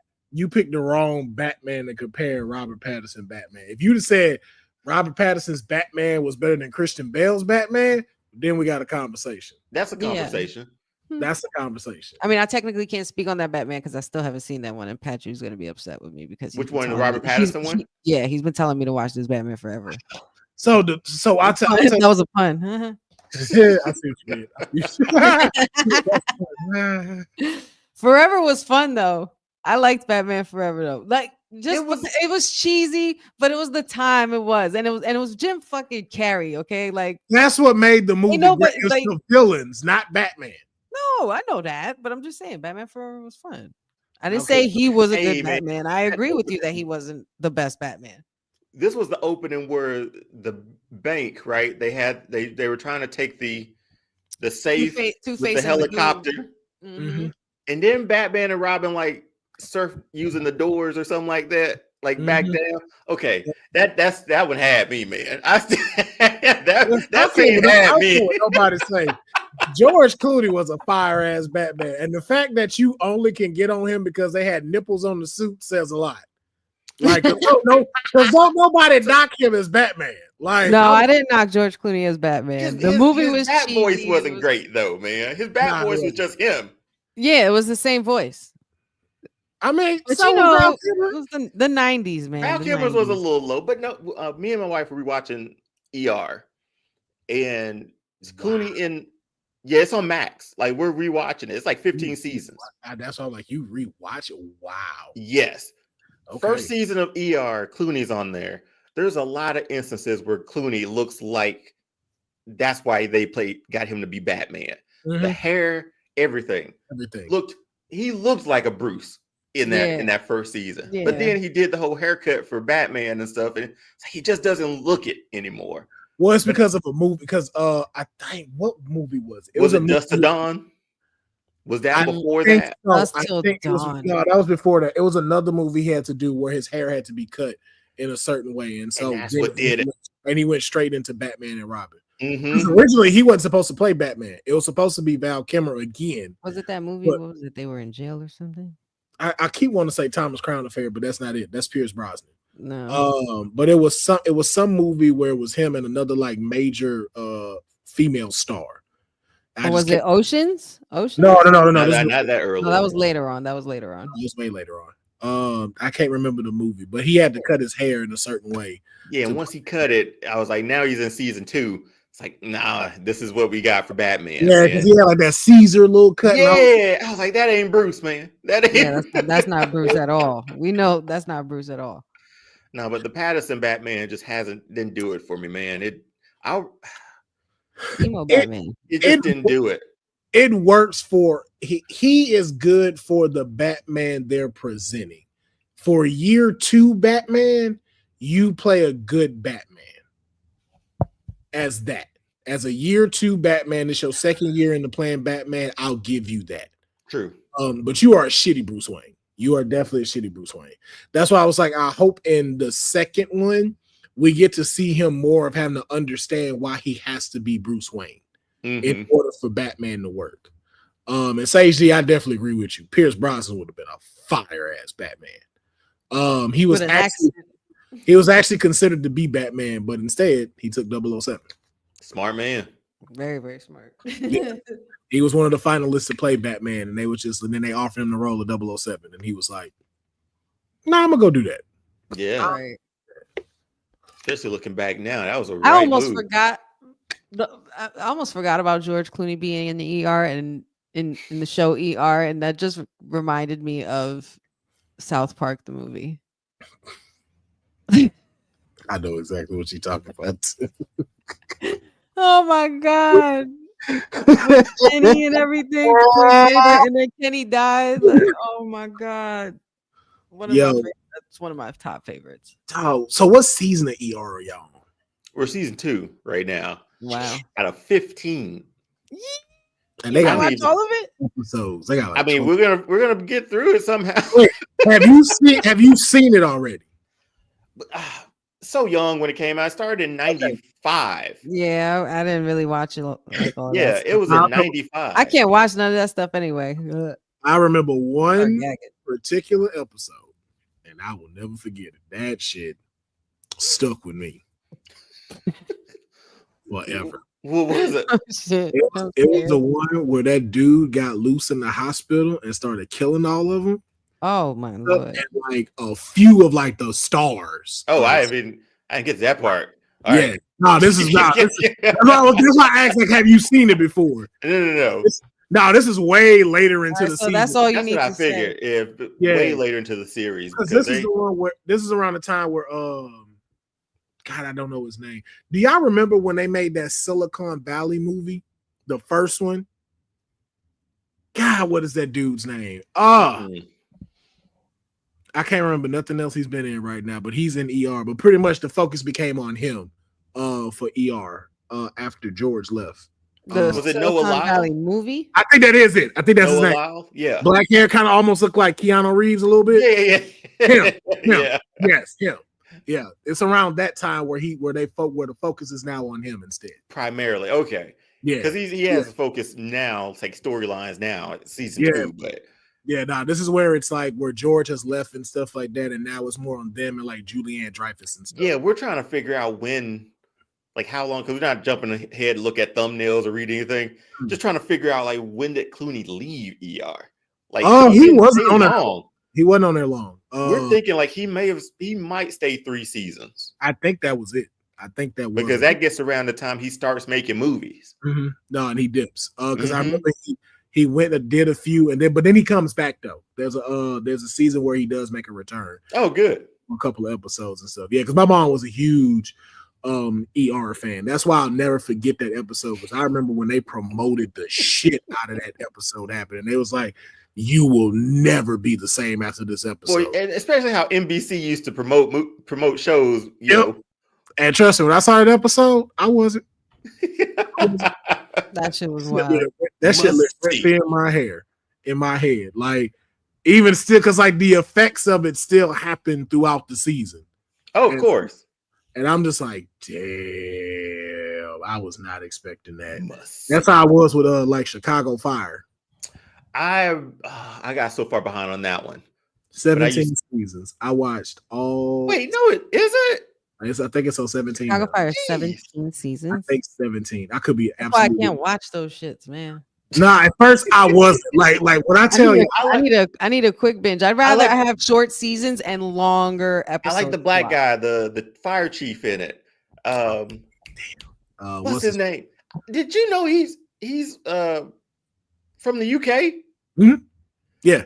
Only because of the movie Blood and Bone when he was with Michael Jai White, and I watched the behind the scenes and he started talking. I was like, it wasn't until he did an NBC promo for the Olympics where I was like, wait a minute. Yeah, he was in the Michael Jai White were doing the interview, and I was like, I know he was British because he was in what's the show on HBO? Not The Wire, but Oz.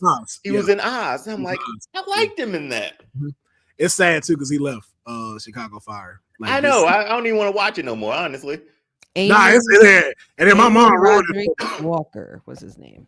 Because at first I was so anti all that stuff because of my mom, because she used to like stuff that shit down my throat and force me to watch it with her. And I was like, yo, I will never support Law and Order.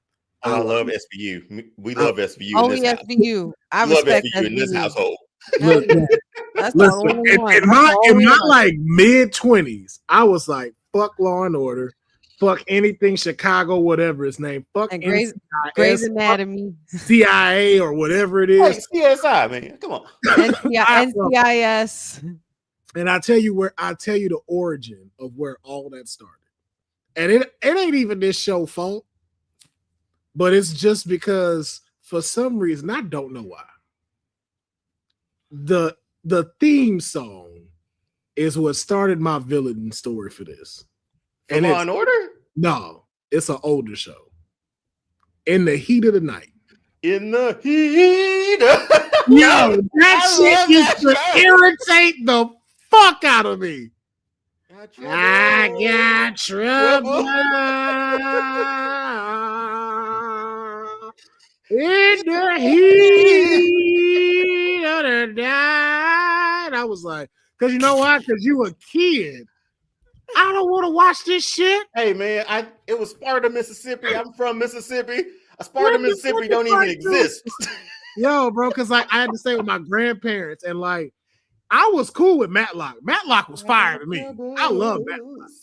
But as soon as that song started, remember how the intro looked with the blue faces? Because it was old. It was shot old, and I hated it. I was like, yo, cut this shit off. Play Lil Bear or something. Like, I don't want to watch this. I don't know why or how again, my dad used to watch it. I would look forward to watching In the Heat of the Night with him. Dog. I don't know why. And if it's on when I'm flipping channels, I'll stop. You a different breed. I couldn't do it. Lee, can I please Virgil? Because every time it played was them times I was on punishment. And I don't know why. For some reason, I guess he just knew that shit irritated the fuck out of me. And he'd sit there and make me watch that, and I'm like, and it was just that one.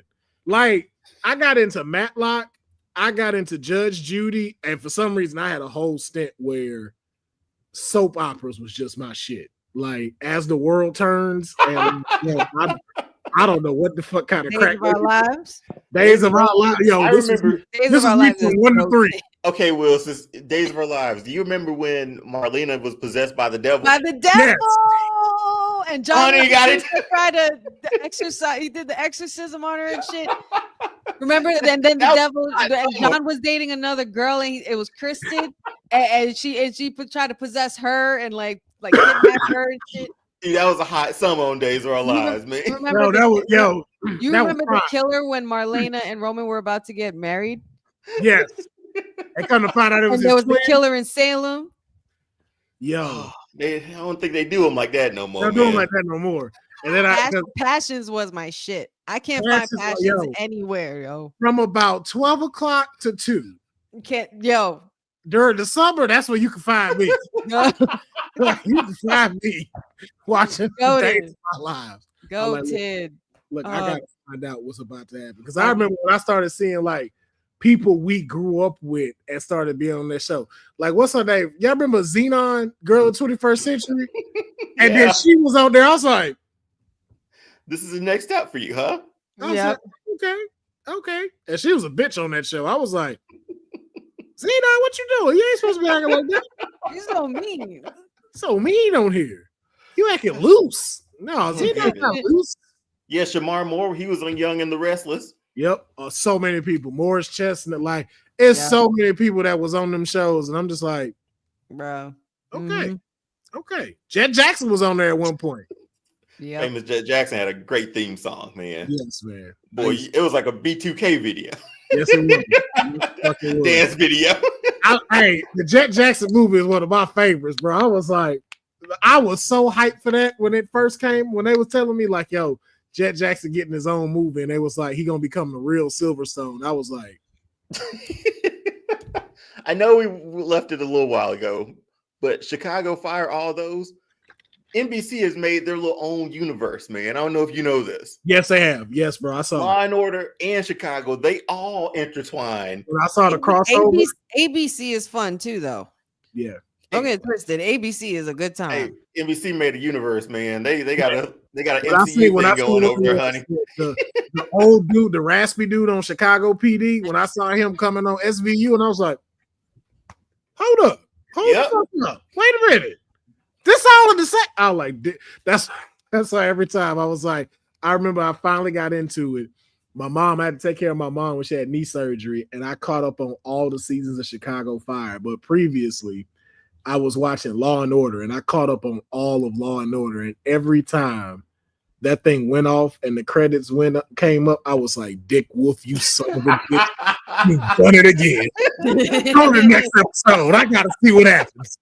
Oh, like, you son of a bitch. You got it again, man. They keep you guessing. There's that one episode where, like, I think that obviously there was like an assault, a sexual assault. But it was like a he said, she said story. And we get to the end, like the verdict, and it just Dick Wolf. So it's up to us to see, like, well, damn. Or the one with the football player that was beating the shit out of his girlfriend. And they kept trying to get her to say it, and they wouldn't say it. And then he assaulted her, and it went off. And then there was another one where the dude was like giving other women AIDS, and like he had AIDS and knew it. And he was giving other women AIDS, like going out there and like wow. With them. I was like, yo, yeah, Law and Order off the chain. Wait a minute. SVU is where it's at, man. We're definitely an SVU household here. SVU is different. SVU is different. All of them, like Ice-T still on there. Yep. Like I can't. Ridiculous. Sergeant Tutuola. I was like, that man ain't never leaving that show. He ain't never leaving that show. He ain't there for 25 years. Homicide just called. We got a body.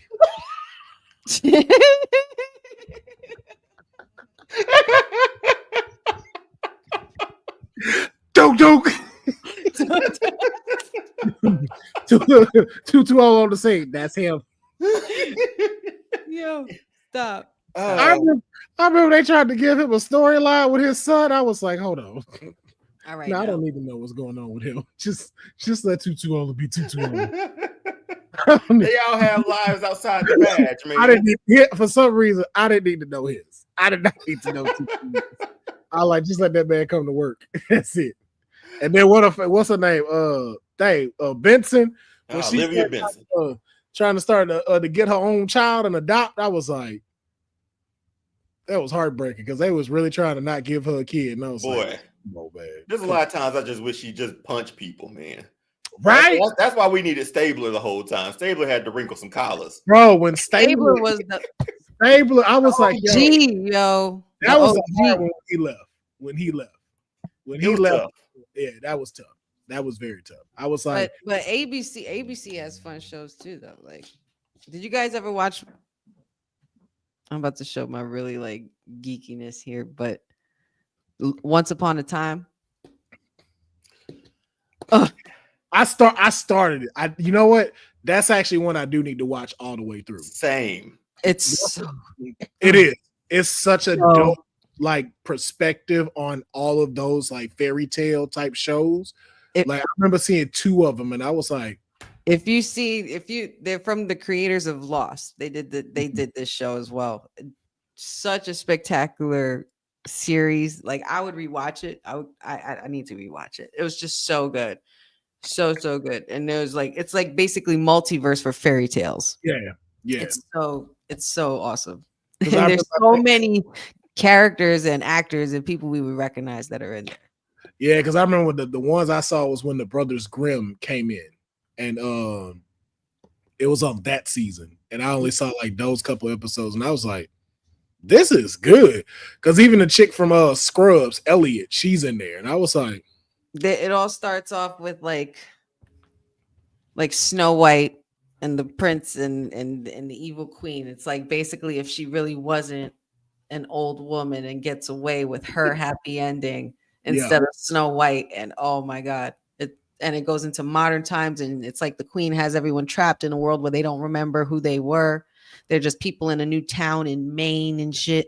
And like it's so good if you like your fairy tale shit. No, I got that's definitely one I gotta throw in. And if you know Lost, it has that element of that. That's the one show I ain't never seen. I've never seen Lost. Oh boy. Forget everything I just said. Just watch Lost first. I loved season 1 of Lost. It was great. That first episode of season 2. I love it. And they ruined it. I love they ruined it for me. They ruined the ending for me. Who it was the same thing. It was the same thing with How I Met Your Mother. Like I was just finna. I hated that ending. And you know what? And they ruined it for me. And they told me who it was, and I was like, "So what's the point of me watching this now if I know who the mother is?" True, but getting there was I hated that ending. That's one finale or one ending. And I was like, I was sad. This was the worst. I was sad as hell. For How I Met Your Mother? Yeah. I wasn't so hell bent on it. I understood it, and but I was just like, really though? Like, I don't know. We went all the way around the world for this. Yeah. And he still went back to old girl at the end. It's like because it was the kids basically saying, okay, so it wasn't you telling us a story about how you met our mom. It's a story about how you still love Aunt Robin. And it's just like, all right, like whatever. But the show was great. The show had me in. I can't believe I didn't Hilary Duff do a spinoff? Yeah, she's doing it now. How I Met Your Father. Yeah, but she's not anymore. That got shut down like a couple of years back. Oh, that got canceled. Canceled, yeah. Mm-hmm. Well, dang. But that was getting good too because I watched it. I heard it wasn't bad. And if you know Sex in the City, Samantha's character plays Hilary Duff. It's like Hillary. It's like Samantha. Like she's her when she's older, and she's telling her son about a story about how she met his father. Mm-hmm.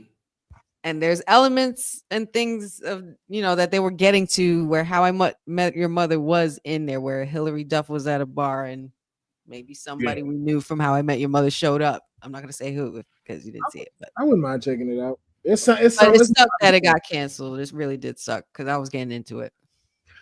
That's why I feel like they need to bring back seasons that got 13 episodes and go for 8. Stop this whole 8 episodes and we only doing 3 seasons. Oh, with Lost, you're good because you got like 20 episodes in every. Well, they ruined it for me. They ruined the ending, so now I'm like, do I need to? Don't worry about the wait.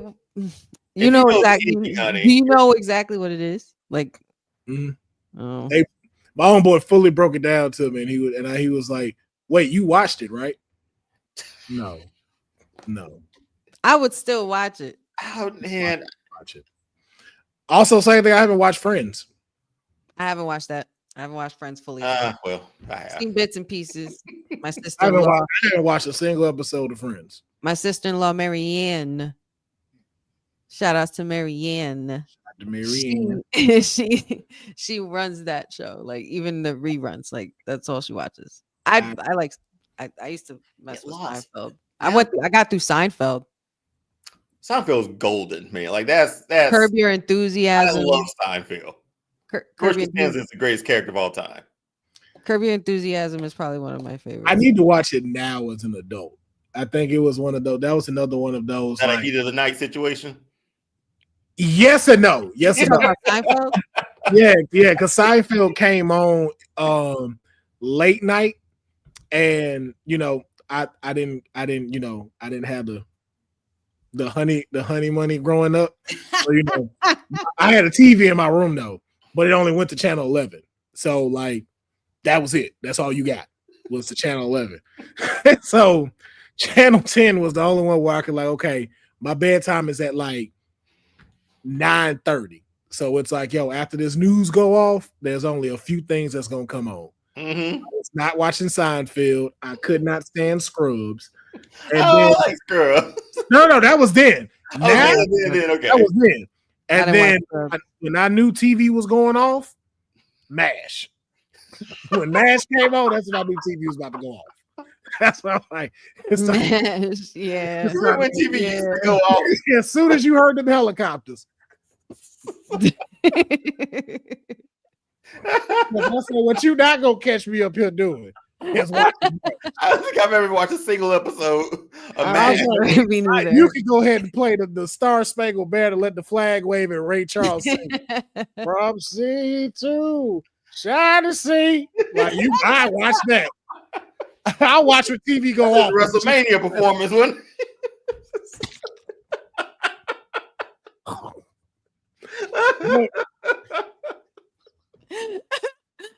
my god, I cannot.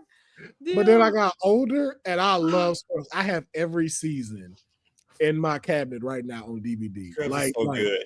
Scrubs is like, yo, honey, if there's anything I tell you to go back and watch, go watch Scrubs. Scrubs is so fucking good. It's worth it. It's worth it. It's so worth it. Like, there's been no show that could top Scrubs. Like, they made Grey's Anatomy force because of Scrubs. And they even poked fun of them too at it in one of the seasons. They was like, there's that other thing where it gets like real serious and stuff, and they try to be like us. I know, right? There ain't no other hospital like us. Like, it's so good. And like I have to put that on our list. Yes, season 9. Okay, season 9. You made. Was that when they moved to ABC? No, that was season 7, I think, or 6 actually. It was later when they were like teaching. No, that was the last season, but they moved over, I think, at 7. Okay. Because there were 2 more seasons where they had it, because the ones that were kind of teaching at the school, we got introducing them. Because remember, Jet Jackson was on Scrubs. Yeah. That was around like the last ones. Okay. Yeah. A couple last ones. But that's when they like storylines even changed, where it got like real good. And I'm just like, shit. Like, they was hitting you with, Scrubs is an amazing show. But honey, I know you got to get up out of here because I know you got to go get ready. But I gotta. You know what I'm saying? She got to let them pay for those helicopter rides. You know what I'm saying? She got $1,000 tips in and stuff like that. I can't. Go ahead and put them $2,300 shades back on. So, what wine would y'all like to pair today? We have the Brigio. I did, full disclosure, I did sell a 95 bottle of wine on a Tuesday this past week. Told you, boy, honey, I got that money. Nah, man, I just gotta pay the bills, man. I just gotta make sure be stable. Oh, but I appreciate y'all. This was so much fun. I want to stay here all day. No, I was like, I now got to get up and go eat and try to get better. Yeah, take care of yourself, man. Yeah, we gotta go adult now. You see, I'm like, I ain't risking it. Ladies and gentlemen, thank y'all for shooting the ish with us. And thank y'all for checking out the Kayfabe Podcast. Jeffrey, King Mike Hall, Boza, Sage D, of course, everybody else that was up in the chats that's with us, Jeffrey, Easy Knot, and the rest of y'all. I know Honey likes to scroll up. I ain't doing all that. Y'all know y'all was in here. And we appreciate each and every single one of y'all that's always in here rocking with us, especially on a Saturday, man. Sitting with us for at least, an hour and a half to even 3 hours. Like, we enjoy the company. We enjoy our company. So we're glad to have y'all here and we appreciate it. So, and Tribal Polo. Tribal Polo. Thank you. Because you definitely threw in some great comments to get the conversation going. So we appreciate y'all. We hope y'all enjoy y'all Saturday. Have yourself a great weekend. And hopefully, along with Deonne, y'all catch us here Monday on WWT Live. Go check us out on there. Talking about the latest trending wrestling news as well. So we will catch y'all next time.